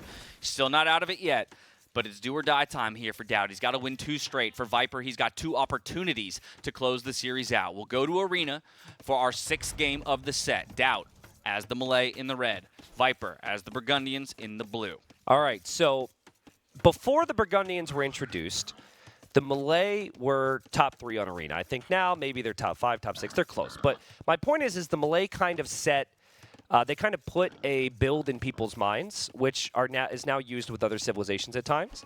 And it's the fast feudal into eco upgrades. So the idea is 20 pop, usually, might be 19 or so. You go feudal age very quickly. You're there so fast with the Malay, you quickly get your feudal age eco upgrades, you farm, you add eco, you then are in castle age at a reasonable time as well. The Burgundians... They're like the antithesis of each other. Yeah, okay, go ahead. Right? Because Burgundians eco upgrades first into a much more delayed uptime. Exactly. Yeah, yeah, exactly. It's kind of cool though, right? It's like they both have the same possibilities. It's kind of the same idea, but you go about it very differently. I think where the civs are separated is that the Malay can still use the faster advancement to get an edge in castle and get an edge in imp. That's the key for the Malay. Whereas the Burgundian units, the cheap stable units, the amazing hand cannons, that's really what wins them games in the end. Exactly. And while, yeah, Malay can beat you to the next age, Burgundians can find techs from the next age before you can. Correct. Right? And so once again, these maybe are they just like opposite civs? I don't know about opposite per se, but I'm not even thinking about the tech tree. It's like one gets elephants, the other one does not. One gets paladin, the other one does not. One gets arbalest, the other one does not. Right? I think the designers were like, the Malay. What can we do that's just the exact opposite of that? Yeah. And now we have the Burgundians. Yeah. Now, I don't actually know. Like, it's possible DauT will actually just go fast castle, but because, like, a lot of arena players right now think that that's a bit better than a feudal build, but okay. I don't think you go wrong with the feudal build, and I think it really helps with a fast imp push later on. So, yeah, there he goes. 20 pop. Okay, and while he goes up, we start to see the eco upgrades coming in for the Viper, obviously prioritizing double bit axe first, horse collar second, but that's going to make it so easy to be dropping those farms confidently, knowing that they've got the extra food attached to them, even waiting to kill this deer to maximize food income, right? Yeah, I'm going to finish the boar before I go for this deer. You love to see it. Yeah, I mean, it's so easy to just kill that bad boy, but this is actually the way to do it.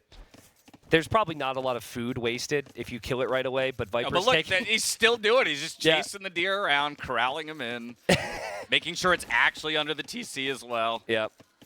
I mean, the thing is, there's nothing else to do. Viper would be extremely foolish to ever leave his base. DauT's going to leave his base here, and he's going to hope that Viper is being foolish because the Feudal Age Scout will be able to kill the Dark Age Scout with the extra speed. But Viper's never going to leave his base, so expect DauT's score to get very high here. Expect Viper to just chill, and Dash, we've got some time. We do have some time. Now, DauT with the Feudal Age coming in and the Scout being able to get onto the map early does mean he should be able to find all 5 relic positions. And once again, Burgundians, they love to get all 5 of those relics in, but if Malay beats them to the Castle Age, we might actually see an opportunity for DauT to deny those. Okay, so the next thing, I'm trying to think about the next step because we've broken down so much here. I'll put up what the civilizations are good at here in a moment. POV. Oh, whoops, wrong one. Well, it's all right. We can appreciate DauT. Look at him click that sheep. Oh, my God. Look at it. Wait for it. Oh, my God. You ever click the sheep? Moves the sheep. Ooh, that's a T90 farm if I've ever seen one. That's fine. That's 1 tile away, sir. But you could fit the perfect farm right on the other side of it. That's a tile away from the TC. It's just objectively less efficient. No, it's objectively fine. Every other person in this entire apartment right now would agree with me. It's fine. It's like one of the few times I'm confident in like standing up against you in Age of Empires knowledge. All right. Hey. We went to the wrong point of view. Let's look to Viper's side. There we go. Yeah. All right, those Look farms at those are good. farms. Now, objectively speaking, the farms on the right side of the TC are slightly more efficient, so I think Viper's farms are incorrect here. Okay, fair point. Yeah, fair point. they both suck. Too good.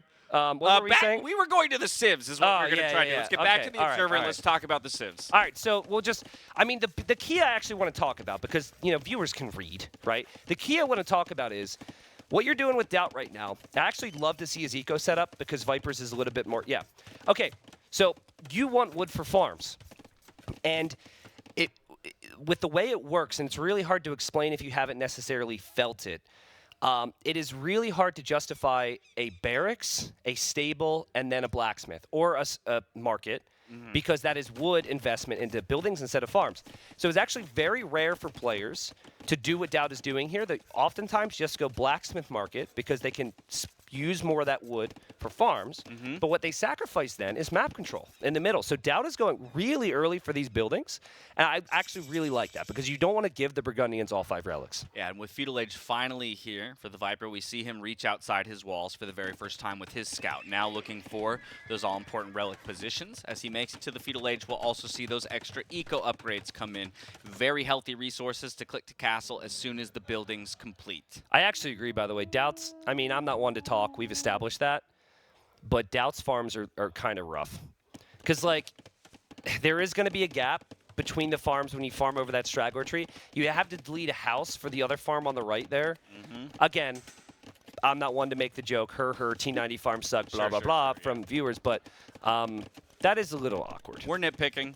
It's Arena. Yeah, right? there's nothing else to talk about. We're nitpicking. It's Arena. That's just how it works. But Castle Aid's already on the way here for the Vipers. So while Malay have the opportunity to catch up again, we'll look for that click any moment now. Still 150 food needed for him to drop off before he can get that click up.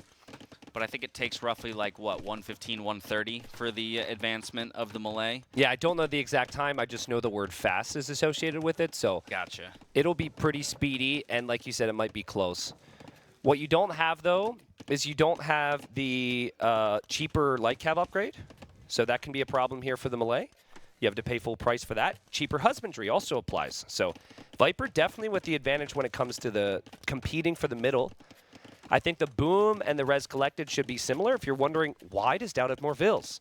That's because he's spending way less time researching the next stage so he can get back to producing vills, and that's the power of the Malay. So for the record, it's 135. Okay, good to know. For the Castle Age timing there for the Malay, but we're in an interesting position where the Burgundians are actually going to beat them there in the end. Just 30 seconds to go here for the Viper, and at that point, with 3 scouts on the field, and then I imagine a quick monastery behind it, we could end up in a situation where the Burgundians have the relic advantage. DauT needs to be careful here. He needs to be very careful. Spear. He's brought a spear. Does Viper see it? Yes, he does. Tries to lure it away. No pokes. We found, you saw the animation start, but not complete there. Viper has clicked coinage, which had to be a misclick, but we should definitely make a meme about that, people, because coinage is a low elo legend technology because people think if I click that coin, I get gold, but that only helps you in team games. Should be that way. Yeah. In all honesty, bet. You're advocating for a coinage change. Wait. Did you just find out?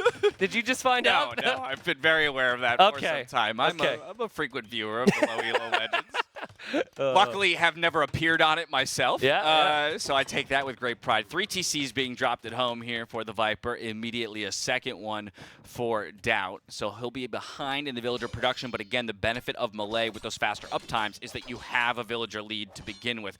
Some good pokes by that Spearman before he goes down, even though no light cav will lose their lives. Scout is slightly faster than a light cav. Correct. 1.55 to 1.5 in the speed. But husbandry about to complete as well, I think, should be an equalizing factor there. And it's actually the Viper who gets the snipe on the Scout. Leaving the door open? No, he just... Did he delete that, or did that actually get hit? I can't tell. I imagine it got hit. There was no reason to delete it, but maybe he did. We might need to get a replay. If you delete a unit there, the gate closes. That's why I was wondering if he actually deleted it. Didn't want to deal with the scouts. But I think he didn't want the units to be able to come in there. The gate cannot kill it, people. The gate cannot damage units, but very creative. We're not that realistic in Age of Empires 2. But yeah, maybe we can get replay on that, because there's going to be a whole lot more light cav here. Alrighty, even bringing the weak ones back to be healed up by the monks. I think no surprise there. What if the gate did kill it? I mean, that's you've got a mole what inside your walls. Then the gate attendant dropping that. Come on, he's like screaming, "Why hold the door?" Decapitated at the last moment. But here we go, looking for the first monk snipe on the field. An easy pickup for the light cav. A little 2-shot on the Malay monk. That was very well played there from Viper. He's done a great job peeling away the weak light calves. But again, it should be a little easier for him. Here we go. Please tell me it's a delete. I still can't even tell. I think it was a doink. I don't think it was a delete. I mean, it was a doink. I'm getting a thumbs up confirmation. It was a doink from the side. Okay. Yeah. I think it was a fade. It was like a doink and a quick fade away. Okay. The other direction. This could be a gate conspiracy. What if it was the gate and no one can tell? And we've been hushed by Microsoft. Hey, there was a time when houses attacked. This is the gate, right? Houses used to do damage. Houses did used to attack. So gates. What's to stop a gate from doing so? This is true. Okay, let's focus back on the map because we actually finally have some action around these relics, and it's very important in an arena game, especially when one of the civs is the Burgundians. Again, so much value out of the relics, but one already picked up for the Viper. DauT's already managed to wrestle 2 for himself, 2 more to contest for. Yeah, so DauT's on stone, and that is an indicator that he's very well aware of the timing that the Malay need to pressure with, which is that faster Imperial Age. The way you win this game if you're Viper is it's very similar to the previous game almost. You make sure DauT's castle can't be forward. And so I would love to see Viper consider more like half, maybe even go into pikemen. You just got to hold that map. But DauT's done a great job with the relics, getting 2 already. It looks pretty close with numbers in the middle. Yeah, looking for a third. More monks, though, on the field here for the Viper. It's all about the conversions, though. The targets come through, and the light cav dive in. They're going to pick up a ton. I'm not sure a single conversion came through there for the Viper in the end. Yeah, Viper had no buffer there. Very frequently, you're going to see buffer. You're going to see Bruce buffer. You're going to get light cav in front blocking. But those monks just advance forward, and Lightcap counter monks there, and that was amazing there. I mean, maybe you get a conversion sometimes if you're Viper, but it's 400 gold down the drain. Always going to lose the monks there. Yeah, 400 gold down the drain just like that. And even still, your opponent has wrestled the majority of the relics away. Still one to compete over. Oh, man. I favor DauT in that battle, and we could be in a 4-1 relic position for the Malay. Extra gold income there means already making your way towards Imperial Age resources, setting up for a forward castle position, which is exactly what you said Viper needs to be concerned about. Yep. You can't, it feels very natural sometimes to look at those resources and go for TC. But I think DauT has to resist that urge. It is DauT, though. He loves to add more eco. This is what I mean, right? You can buy yourself an extra second, but Viper gets the snipe. DauT might be bringing villagers forward soon. He is, because he's also dropping his second Castle Age building back at home in the back of his base. So he's looking for the click before the castle gets dropped. Interesting. And he's transitioning more to gold. He's got plenty on food here. But I'm looking at the light cap numbers, and I'm beginning to feel like DauT might get a little too comfortable with this position. He might feel like he's okay on one stable. And you never want to really add the second stable because the Malay stable's kind of weak. Viper's very comfortable to add some of his own. I like that. At least loom before you go to Imp and move those vills across the map. Oh, my goodness. How does it always come down to this with this player? It's like every single time, you know what he's going for, but it's like razor-thin margins. He's got 9 light cav. Viper's got 8, and DauT's going to try and build a castle forward. I mean, this is like, it feels very scripted. Yeah, a lot of wood in the bank there for the Viper. Sells 500 to try and balance out the eco. I think it's really important as the Burgundian player here, right, to get the military numbers correct. Invest just enough, as you say, to maybe deny the castle position or at least make it inoptimal. Yep. But not too much that you delay your own Imperial Age timing by a great amount. Viper's got a really good eco, though. He's got amazing technologies, amazing setup. Here comes the vills from DauT. Again, this happens every single time, it feels like. It looks like the army numbers will match. The upgrades will also match. And DauT's going to drop it. Viper can see it. Viper should maybe look over there and see if he can deny this. But DauT has enough villagers. He should be able to complete this. It's not enough villagers for my liking. Yeah. But, you know, I think that's just DauT's history in my mind. He's going to get that up. Yeah, Viper's going to let it go up. 40 seconds till Imp here. For DauT, Viper investing even more into eco upgrades. Now some conversion attempts here for both players. DauT will find one while losing 2 monks. Viper with conversions over the wall. Does manage to secure them. But again, in the end, this castle might go up. The numbers are okay for DauT. The numbers are good for DauT.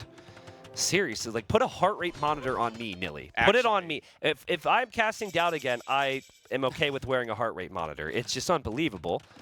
Perfect timing on the castle, too. Yeah, that's true. The moment that Imp comes in, the castle is up, and the trebuchet is in the queue. DauT needs to use his castle to take out the wall. It actually won't take long.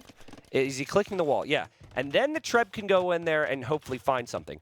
Viper's stone is forward. He's had to abandon that, so no stone for the Viper.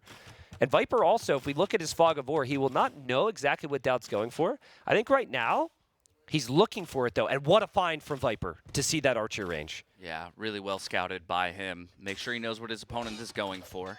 Penned into his own base here. Wall's about to be broken. Imperial Age on the way here for the Viper. 1 minute and 50 seconds and counting. Yeah.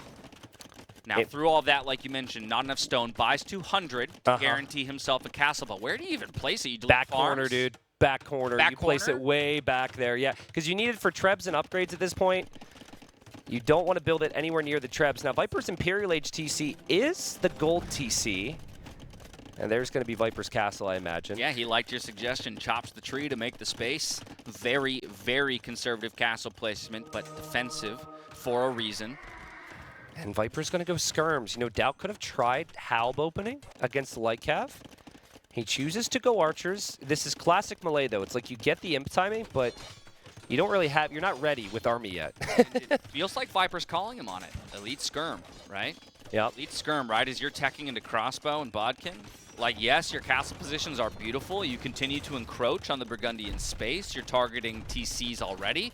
I would expect next to target production buildings. Yeah. Viper has no blacksmith upgrades. Viper is in trouble. This timing from DauT is perfect. Like, skirmishers need attack, but also armor. Otherwise, they're dying to the Arbalest. And how are you to expect it to push back these trebuchets and these castles from DauT, who has 4 relics, by the way, which is incredible. Yeah, and just now chemistry, right? So it's not like you got that nice and, nice and early. Minute and 15 seconds there. Viper's had a great game. It's just the timing from the melee. DauT has played so wonderfully here. He needs to continue to push in for the upgrades. He doesn't see the Elite Skirm choice in full yet. Now he sees it. Now he might need to rely on bomber cannons. DauT misclicks the stable as he looks to back away, but he'll go right back to the protection of that castle. Yeah, also doesn't see the castle yet of the Viper, though I'm sure he can assume that there is one back there. Doesn't see it just yet. Yeah, I think going for TCs is absolutely fine. If you see a Siege Workshop, it's fine. I would love to see him go for the University to possibly deny chemistry because that takes forever, but we can see that it probably wouldn't be enough. Yeah.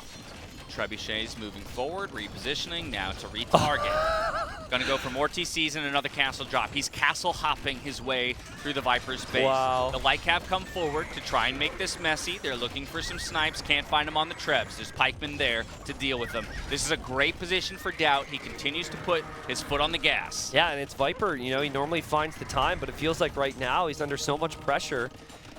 He is unable to really find something. Viper is backed into a corner. He's got no space to run. He'll soon be out of accessible gold because the other gold's at the bottom of the screen. And again, DauT can continue with archers and Trebs and cannons here. If his castles are up to protect it, the skirms will do nothing. Only 10% of the map to work with here for the Viper. And like you say, important resources soon to be under fire. It's the castle position, though, that DauT wants to remove. He knows that his opponent has no access to stone. Right? So any damage he does to that castle is hugely effective in either forcing repairs or eventually taking it down. Redemption and block printing, though, coming in for the Viper. That could be the recipe for a comeback if he can find a few bombard cannons. Yeah, and it's bombard cannons that are now the most important unit. Trebs and bombard cannons. There, DauT tries to repair his. Viper's cannon's getting microed, but he's got a Treb exposed. Viper might kill that bombard cannon from DauT. There is a chance if he does, and he does not. Now there's another bombard cannon, and DauT kills that one, but he loses a Treb. Yeah, loses a Treb. His castle under fire. Not enough villagers there to repair that in the long term. Goes for Elite Skirm himself to have more units here on the front line. Karambits streaming in. This could be nasty. T90. There's not many TCs in the eco for villager safety. And it's still about the bombard cannons, as you say. That's how you make forward progress. But this is the first time that DauT will realize that block printing and redemption is in. He will not expect it. He loses a cannon because of it. Viper actually, okay, he's going to lose that, but he's still alive. If DauT loses this castle, he can have more room to breathe.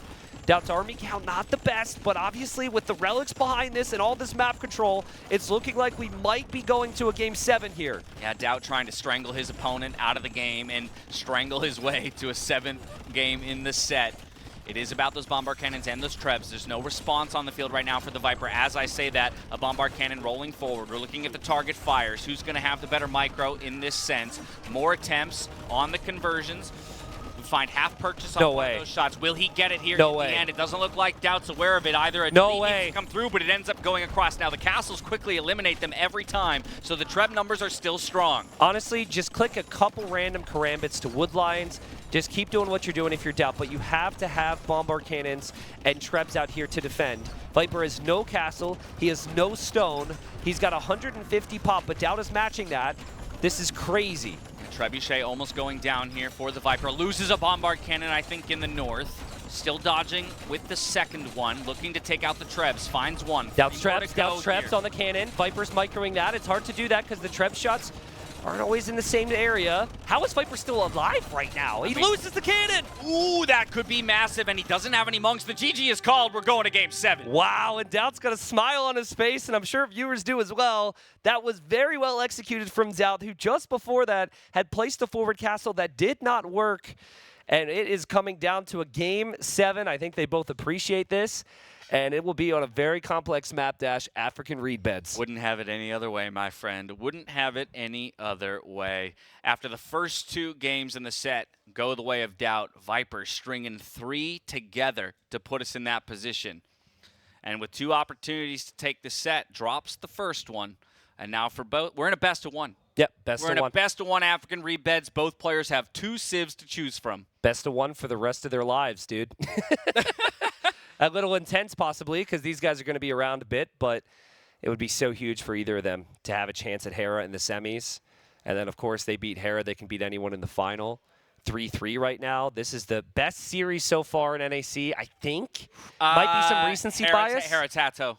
I know it was BO5, but that arena That game, was, Hera we had Tato's some hard epic to beat. ones. This one is. We had some epic giving ones. it a run for its money, but again, that speaks to how amazing this event is and has been, that we can have conversations like that. I mean, there we've got the people here in the house. Everyone's real happy. Everyone's having fun. This is great. Viper and Tats are walking by us. They're both taking a break. And they are, I don't know where they're going. Are they looking for Nilly? Aren't you always looking for Nilly? Listen, I'm ready to get into like intense serious mode here. I love the smiling faces. But we've got a game 7. I sit back in the chairs, I was going to say, I opened the set by saying GL blood is about to be spilt. Yep. We're 1 game away from seeing who will be eliminated in the top 6 here at NAC. It was DauT who nearly didn't make the bracket stage. Let's go all the way back to the Swiss stage for a moment here. Absolutely. T90, and just recall the dire position that DauT found himself in. He fought his way back into the top 8. And from there wins his first set and now has pushed Viper to the final map of this best of 7. Yep. Well, Viper DauT make their way back to the room. Pressures are high. And oh, that's us. DauT was listening to me, which is why I didn't say anything. What did DauT just say, Nilly? Nothing to lose. Oh, wow. Oh, that goes throwing back. that back in your that face. goes back. All right, so story time. Story time. All right, so I was talking to people, as this is going to shock people, but I talk, right? Occasionally. He's talking to people, right, on one of those couches. And I was saying, listen, if you're DauT, you almost didn't make it out of the group stage. Viper's Viper, right? You've got nothing to lose. That's what I said. Yep. And then DauT heard that and immediately talked smack. And he was like, how disrespectful is that? I've got nothing to lose. I'm not that big of an underdog. Yep. He's like, that's like me saying, and I forget what he said, but what he said cut deep. What he said, T90, good luck on your cast. You got nothing to lose. Yeah, it cut deep. He hit you right back, and then he was like, yeah, how does that feel? And now he's there looking at me. Try Look that at one that. on for size, Look right? at that. Yeah. Hey, but DauT, am I doing all right? How can I know? He says, how can I know? I was just counting on you being. I'm on your side. I thought you were going to gasp. Thank you very much, DauT. I appreciate it. Well, anyways, I mean, I got to be careful with this guy. He holds on to everything. Yeah. So, Real. yeah, you got to love him. And I'm sure walking around here for a bit helps calm the nerves a little bit. Both players probably wanted a bit of a break before this because it's been a long series. What other esport do you see this, right? Mid-set, opponents, competitors It's true. laughing and sharing in Well, hilarity. that's the right? beauty of the scene, man. Like, this is family. Like, particularly Viper, DauT, Jordan, Tato. It's family, dude. It goes beyond teams. It goes beyond Nilly, but you're not playing. Sorry. Okay, camera's not showing. I'm very upset, Neely. I just accidentally yanked T90 the. just karate chopped my headset cord. I'm and sorry. It almost took me out. What is he's coming? No chill today. Why? I'm No not trying to chill. be mean. I'm not trying to be mean. Oh my I'm goodness. talking about the competitors here. Yo, he legit just went boom, and I almost went down. I'm sorry, guys. I'm really trying my T90 best. woke up and chose violence. I'm really trying my best here. I'm so sorry. I've backed away from you now because I don't want to hurt you. I've talked with my hands. I got nothing but love for you, T90. The amount of times that I'm like pointing and like clapping and moving my hands, and then no one ever sees it is embarrassing. Yeah, we're pretty animated back here behind the desk. Yeah. But again, that's because the games demand it. That's really what it comes down to. Yeah. Also, I have to say, being a Nilly event and knowing Nilly very well, I respect the fact that he's letting these players take their time because Nilly has been very much follow the rules type of guy. The admin whip could crack. Yep. And Nilly seems very content. And Nilly and Nilly just went like this. So I think the smile is masked over his anger right now. Yeah. And we're going to see the next game start shortly. So Too funny. Players back in their seats. Headsets will be on soon. Fingers will be tapping away. We already know where we're going. Again, this is the one time in a set where there are no surprises in terms of the map. Yep. The only question becomes the civilizations. 2 available for each of the players. So just for even further backstory Let's here. go, yeah. First recorded tournament result between these two players, 12 years ago. Yeah, 2012. Just want to take it back to that whole family conversation. 12 years ago, they teamed up a couple years after, have been on the same team ever since, and they have been very good friends for a very long time. But That's wild. What's the overall record here? Obviously, it's Overall gonna be in favor record? of Viper. 29 series wins to 7 Correct. of DauT all time. Correct. Now, DauT said I wasn't allowed to bring up anything before 2023. Well, we already failed in that endeavor. Yes, we did. But So- in DauT's defense here, in 2023, DauT was 3-0 against Viper in tournament sets. Yeah. The rest is unimportant, but Right. Yeah, this is huge. All right, so Khmer Mayans. I talked about it though. Mayans is a huge risk because the Ghoulam can be incredibly strong. They have a bonus against Eagles and they're anti-Archer. Mayans go Eagles and Archer. I think DauT has to go Khmer. I think Viper has to go Hindustanis just in the off chance DauT goes for Mayans. And Yeah. also I think Hindustanis are pretty good against Khmer anyways. Actually decent, right? Yeah, you'd be happy to play camels into Yep. the cavalry of the Khmer. There's something so poetic about a Game 7 Mayans for DauT. I 100% agree with your analysis. And that's the thing is I don't think we'll see it, but oh my goodness, how poetic it would be for him to go and put his series hopes on the Mayans. But as we expected, it's the Khmer here. Game number 7, African Reed Beds, DauT in the red versus Viper in the blue, playing as the Hindustanis. It has been a dream of a series. DauT started off with 2 victories, and Viper fans were worried we weren't going to see peak Viper today. And Viper's been very close to his peak, and he may yet be saving something extra for this. We've got the Hindustanis then for the Viper, who's in the north. Both players will be docking their respective pawns, so Viper will head up there, as will DauT. The Khmer, their best units are elephants, which is beyond expensive for a 1v1. We so rarely see it. So for Khmer, it's more about finding the numbers of knights and pikes. And while you do have inferior upgrades in that regard long-term compared to a lot of other civs, with the Khmer Eco, you can get the job done here. Yeah, there's like a wishful thinking element of a post-imp kind of game where eventually we get to those elephants, but unlikely to say the least, as both players make their way to their pawns behind their bases to drop the docks. It also becomes a question about how much would investment into the fish boom, right? Absolutely. Sometimes we see 2, 3, 4 fishing ships and we stop there. Yep. Sometimes it's all the way up to 20+ fishing ships at that. But again, for everything you invest into those fishing ships, it's a little bit less you can invest into your land military. Okay, so I think this will be a bit more complicated for DauT to wall, just because of the location of the wood line. Oh, actually, yeah, the right side of his base feels awful in that regard. It's just weird. Like, that wood line that Viper's on actually allows him a nice natural wall. And just looking at the mini-map, also, if you do wall heavily against the Hindustanis, their stable units shred buildings pretty quickly. So we've seen instances with, like, 4 or 5 scouts. They go through a house, and Khmer, they might want to be hiding inside of houses, too, which is another relevant point. So we'll see. I mean, DauT, I think he can wall between the woodline he's taking to the one to the right of that. I think you just go like from the stone straight to the TC. Yep, Right? yep, Yeah, yep. just cut across to the TC. It's not the prettiest, but it is effective Yep. at the very least. And then from there, yeah, maybe you've managed a solid base positioning, but overall I would still favor the Viper's position. Both have relatively safe back gold.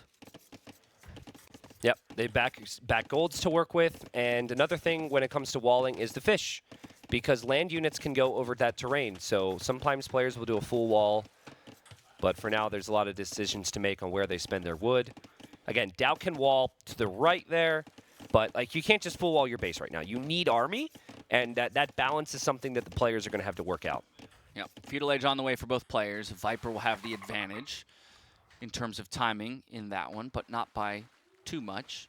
One villager extra here for DauT. You see Viper going for those walls to protect the fish before concerning themselves with the major walls for the entire base. Scout going forward to get information while the barracks comes down in time for a stable to follow. It is really interesting, though, that the Hindustani player is up faster. They do need the barracks before the stable. The Khmer do not.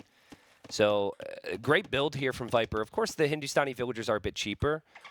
But, I mean, multiple aspects of this map are better for Viper. The wall-off on the fish is a couple houses away from... I mean, he's got to think to do it.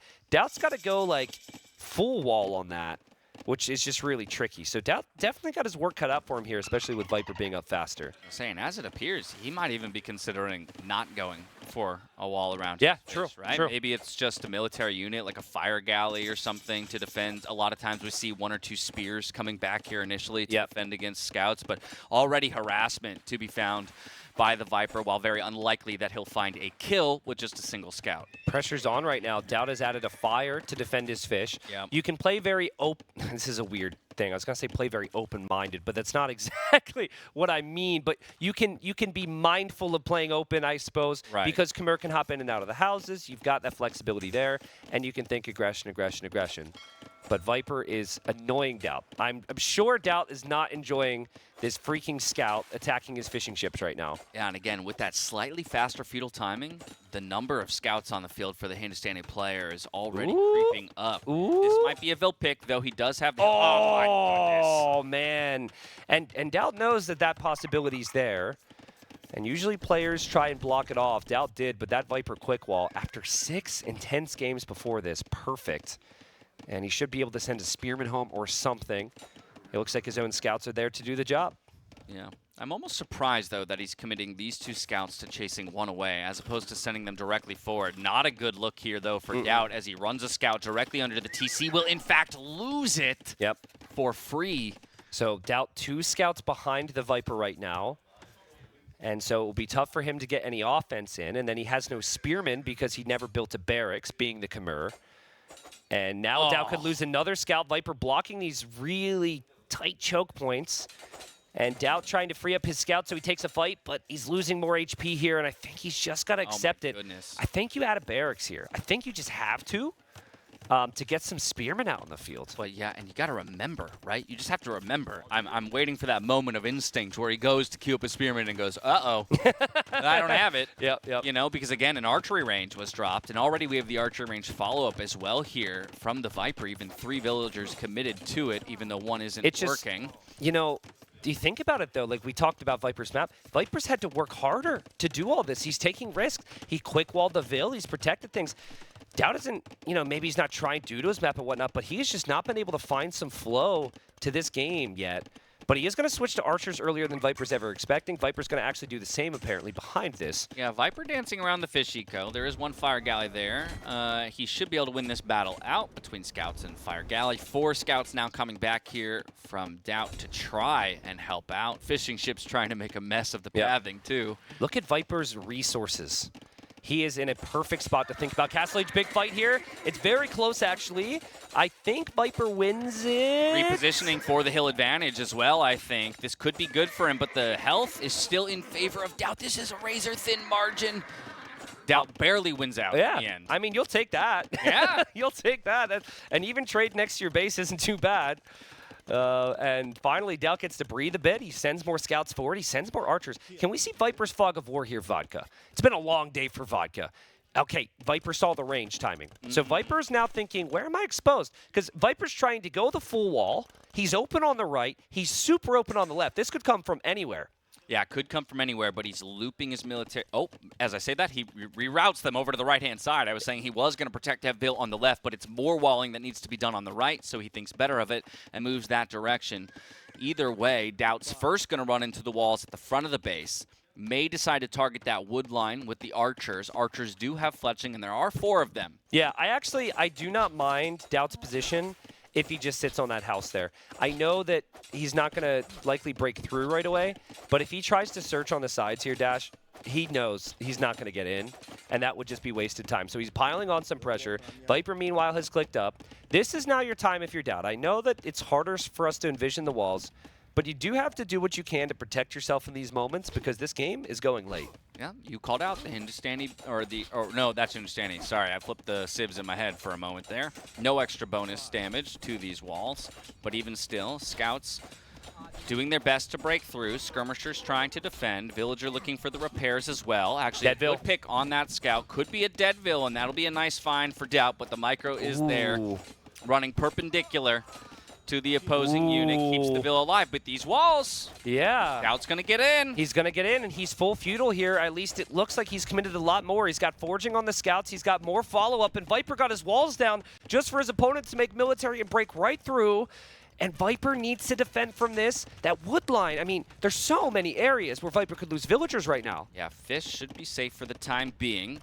Forced off of the berries for a moment. Needs to get Skirmisher and Spearman numbers up to deal with this. We have Bloodlines now being invested into as well here for DauT. So heavy investment into the Feudal Age, but therefore demands that he finds damage as DauT. Castle is about to be reached here for the Viper. Yeah, DauT needs damage now because Camels are about to come out, and Camels could deal with this. There's not many archers. He'll kill the skirms. He'll kill the spears. He can get on the gold. You kill 4 or 5 villagers here, you can live with that. But if you don't get away with Vil picks, you're probably going to get outboomed by the Viper.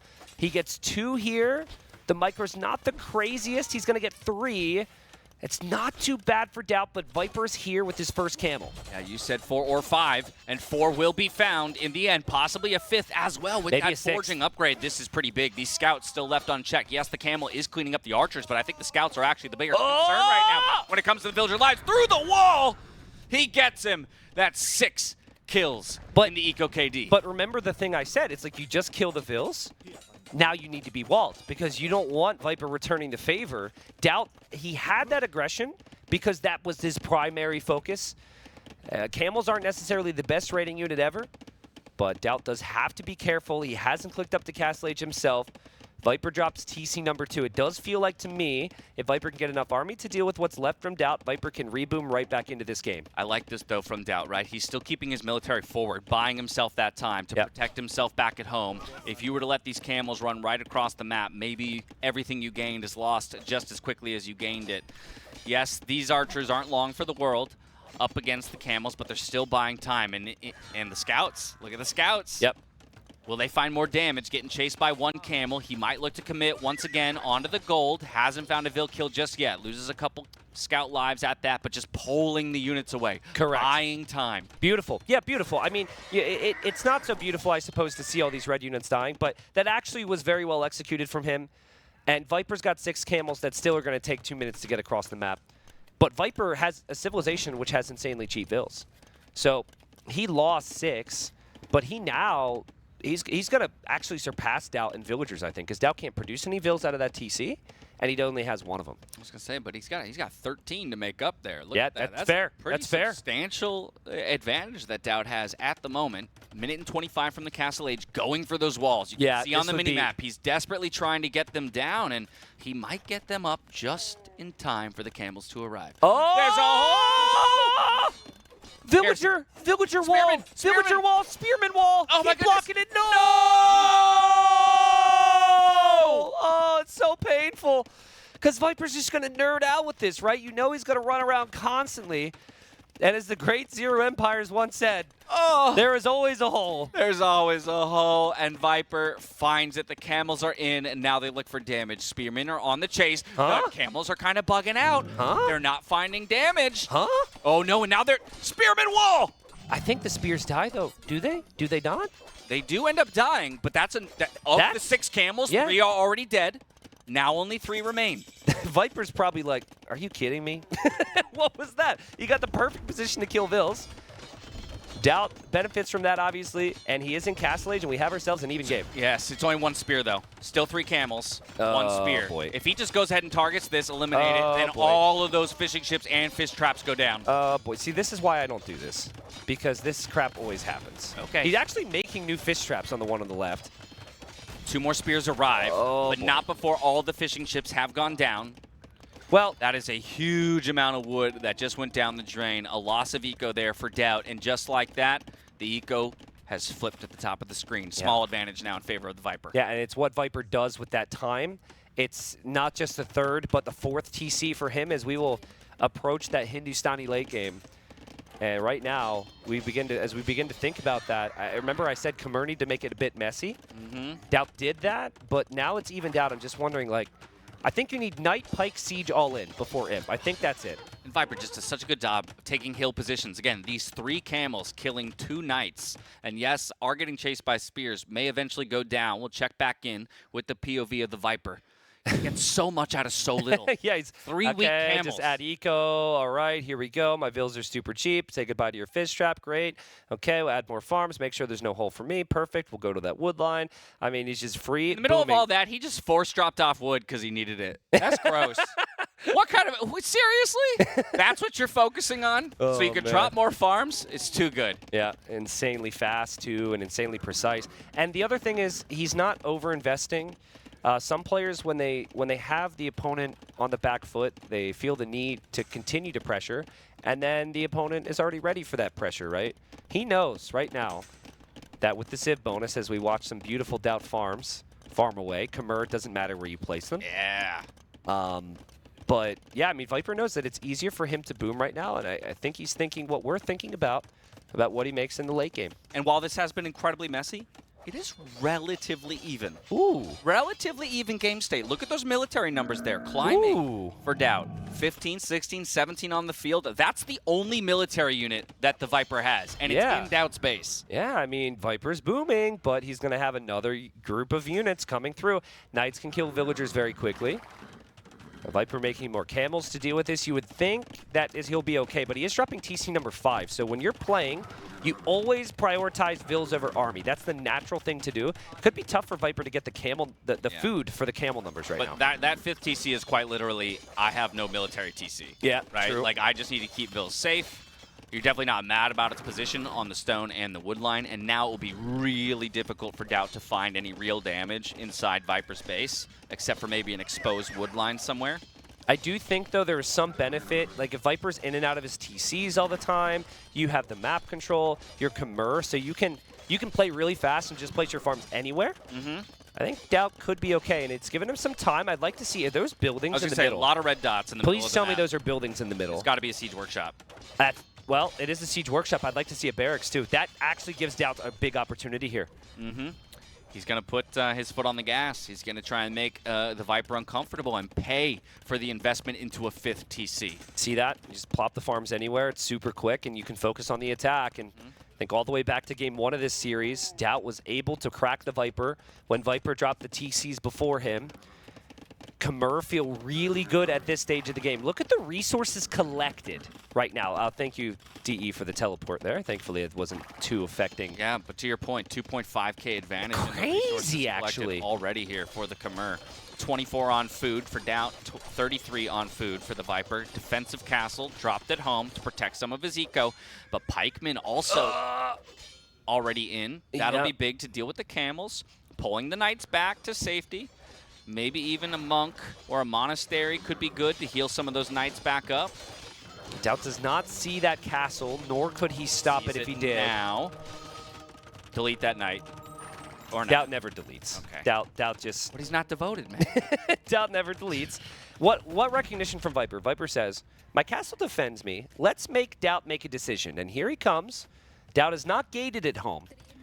And DauT's villagers are coming to the middle. I don't know what it's for. I'm thinking maybe a castle, and Viper's going to find these villagers. Yeah, you're thinking a castle. I think DauT was thinking the same thing. Luckily, there's a few pikemen there to make this a little bit messy, and a few of the villagers might escape with their lives, but fantastic find from the Viper. And now Viper doesn't have army at home. So DauT's pushing in, which is the correct move. Great job from Viper, but that castle still doesn't fully protect Viper. There's opportunities for DauT to skirt around this. We might see Viper delete some farms and drop a castle there. We might see DauT drop a very forward castle yet again here at NAC 5. T90, I'm worried about gold in the long term here for the Viper. He's been working on that right-hand side gold position for quite some time. The leftover here hasn't even been touched, and that's the natural position for DauT to look for a castle drop, if any. Lots of knights, lots of pikes, and some scorpions. This He's is gonna so come DauT. in for it. How many villas did he bring forward for Only this? DauT. 3? Only DauT does this. Only. I mean, he did send more, but some of them died. Here he goes to cut off that gold from Viper. Viper's going to drop his own castle. Viper has siege, and no! Not like this. The Golems. The Golems are sniping the Scorpions down. Oh, but the siege goes down in the end, so still enough villagers to get this up as long as a couple of more knights defend. For Viper, it looks like he's mostly pushed off of his castle position, using the TC to garrison and get more villagers out. His will go up at the very least, so now it's a question of whether or not he can deny DauT's from going up as well. This is crazy. DauT is imping. If he completes his castle, he could push Viper off this gold. He could treb everything down, but the castle has to go up. He's losing his army. No walls from DauT. Oh, it's only No 70%, only 70%, but more pikes coming forward. I don't think there's any villagers, though, that are going to survive by the time the pikes arrive. Are you kidding me? Oh, and just like that, the castle's denied. This is unbelievable. DauT needs this castle to go up. Does he have a vill there? No. No, there's no way. Just use, okay, pikeman, just use it like a hammer and just hit the castle. I don't know how it works. Goodness. Just try. Oh, no. Absolutely brutal. Again, Imp is already on the way for DauT. It could have been such a great position if he managed to get that castle up, denying a gold and getting a forward position.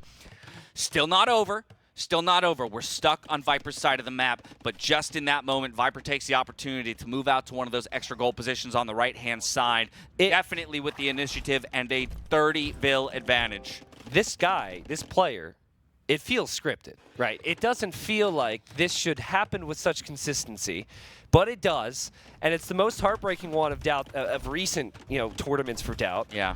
And Viper, he's not going to be scared of Imp. There's nothing that DauT benefits from an Imp here, really. No, not without that castle, right? Yep. And I couldn't agree more that, again, the poetry of the moment here for DauT in this game, but also we need to give credit where credit is due. The fact that Viper brought those camels forward earlier, scouted the villagers, took half of them out of the picture, that maybe is the castle going up. How many times in this series have we seen Viper up against some pressure have just enough to defend? Just enough. Like the Bohemian Chinese game, he had just enough. There's multiple examples of it. And he added the siege, he added the Golems, he had the camels. But I actually think, to what you mentioned earlier, that counterattack was actually the biggest part of it. Because DauT didn't have as many vills. And you just had the information. Yeah. Right? As soon as you see those vills, you now know a castle's coming forward. So Viper prepared to respond to it. Okay. Through all of that, only one of our players is in the Imperial Age. So while the first castle was denied, DauT looks to get a second up in the center of the map, and we'll have more control over the stone. Viper has taken the opportunity to move to the right, get more gold control for himself in a castle on the hill. Yeah, that castle's huge for Viper. That castle's game-changing. Like, honestly, Viper, after that castle denial, had 6 Golems. That's it. Also going up to 150 villagers. Yeah, I mean, it feels like you could do that pretty easily with the Hindustanis because they're so cheap. That is a big boom, but he doesn't know what DauT's going to go with yet. I think he's going to be shocked when he sees DauT's an Imp, but he'll know that he's going to need some stable units on the field. No longer Golems. Right, cleaned up by the Knights there. Cavalier 12 seconds from completing husbandry and armor coming in as well here for DauT. Unfortunately, DauT's going to arrive only to learn that a castle position's already been established here by Viper. At least he's gone to the other side as well to get himself some more gold. Would not surprise me if Viper keeps an eye on that left-hand gold with a unit here soon, too. So DauT needs to make sure he protects that. But it feels like as Viper gets a conversion and snags relic number 2, it feels like DauT's he doesn't have the luxury of placing defensive castles. It has to be all aggressive here. And wouldn't you know it, Viper just checking one random unit. It's going to kill all those villagers yeah, the there. random Golem. No stone, or not enough stone in the bank, rather, to drop a castle. And so does respond with a light cav. Might actually be able to save a few of these vills as he commits them to the fight as well. There are openings. There are openings in those wood lines. Cavalier can make a mess. I think that elephant goes down, exactly right.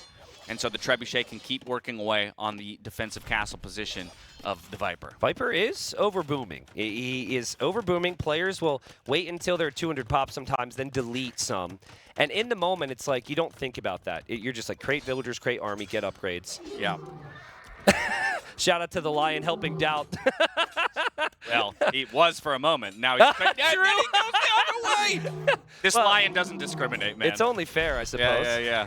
He's going to get his revenge on everybody for all of his brethren that have fallen over the years. 164 villagers for the Viper, 181 pop overall, so not yet pop cap, but to the 129 of DauT, our Khmer player. Imperial Age has arrived here for our Hindustanis. Immediate heavy camel tech, going for the second armor upgrade and conscription as well, looking for quick walls because here come the Cavalier and the light cav. Beautiful play from Viper. Just gross. Beautiful play. At this point, you expect Viper to get those down. What Viper needs, though, is he needs the Trebs because he has lost his castle. This game is not over for DauT. DauT can castle that gold on the left, and he can still hold the position on the front and make this very messy. Golems for the Trebs. They're going to snipe at least one, I think, before they end up going down to the castle fire. Good gate by DauT on the right-hand side to keep the other Trebs safe for the time being. Yep, DauT needs a castle there, and he's so focused because he knows he's behind after everything that's happened. And Viper able to get a couple Golems over there to the gold. DauT's pop is dropping. It's 130. Viper's at 200, but 163 of that is villagers right now. Yeah, 26 military to 25. Actually still finds himself with a military advantage in terms of the numbers over his opponent. DauT only working with 107 villagers at that. Continues to put the pressure on, though. He cannot let up, because if he does for a moment, I think that will spell disaster for him in this series. I think DauT's heart is sinking right now because he sees it, he knows, he understands, he can't give up this position. There's a reason he didn't castle the left because he knew that that would be a losing play. It needed to be another forward castle against Viper's eco. And Viper, he might have 163 vills, but he can have the strongest, 37 army on the field then. And that's enough because DauT doesn't have big numbers right now. Yeah, not enough pikes on the field to deal with the heavy camels. The Cavalier and the light cav will melt to them in the long run. Viper even taking the time to relocate a massive amount of his economy out to that gold, so he's set up for the long term. Imp Camel. Oh my goodness. Imp Camel coming in for the Viper. It'll be full upgrades too, Dash. Yeah, he's just, I mean, those camels already pack a massive punch, and it will become that much more of a haymaker when that tech finally comes in. Blast Furnace, the final upgrade he'll need in terms of attack. Teching into light cav just in case monks come out. Halberdier does complete here for DauT. Small source of recourse in the end. Still has 2 trebuchets, but with this castle position soon to go down, I don't know how he makes forward progress. Yep, you force the fight now in most situations if you're DauT because you know it will only get worse. But when he sees what we see on the screen, he knows it's a losing fight. And that's awful because it will get worse. Viper knows that. Viper moves out to engage, wanting to deny the repairs on this castle. And he is going to do just that. Now, Viper loses a lot of his camels, actually, right before Imp Camel. A ton of his camels right before Imp Camel, but it still comes in, and the tech has been revealed to DauT. Some more Halberdiers come forward and actually keeping a couple of his Trebs alive. The castle being ultra repaired, but it does go down in the end because it was sitting low on a hill. Just crazy, just crazy. Viper's got chemistry coming in now. The hand cannons would just destroy the Halbs, and DauT knows it. I'm sure he's heartbroken, but Viper, who was 2-0 down, will go to the semifinal here. Like we said, these guys have known each other for so long. I'm sure Viper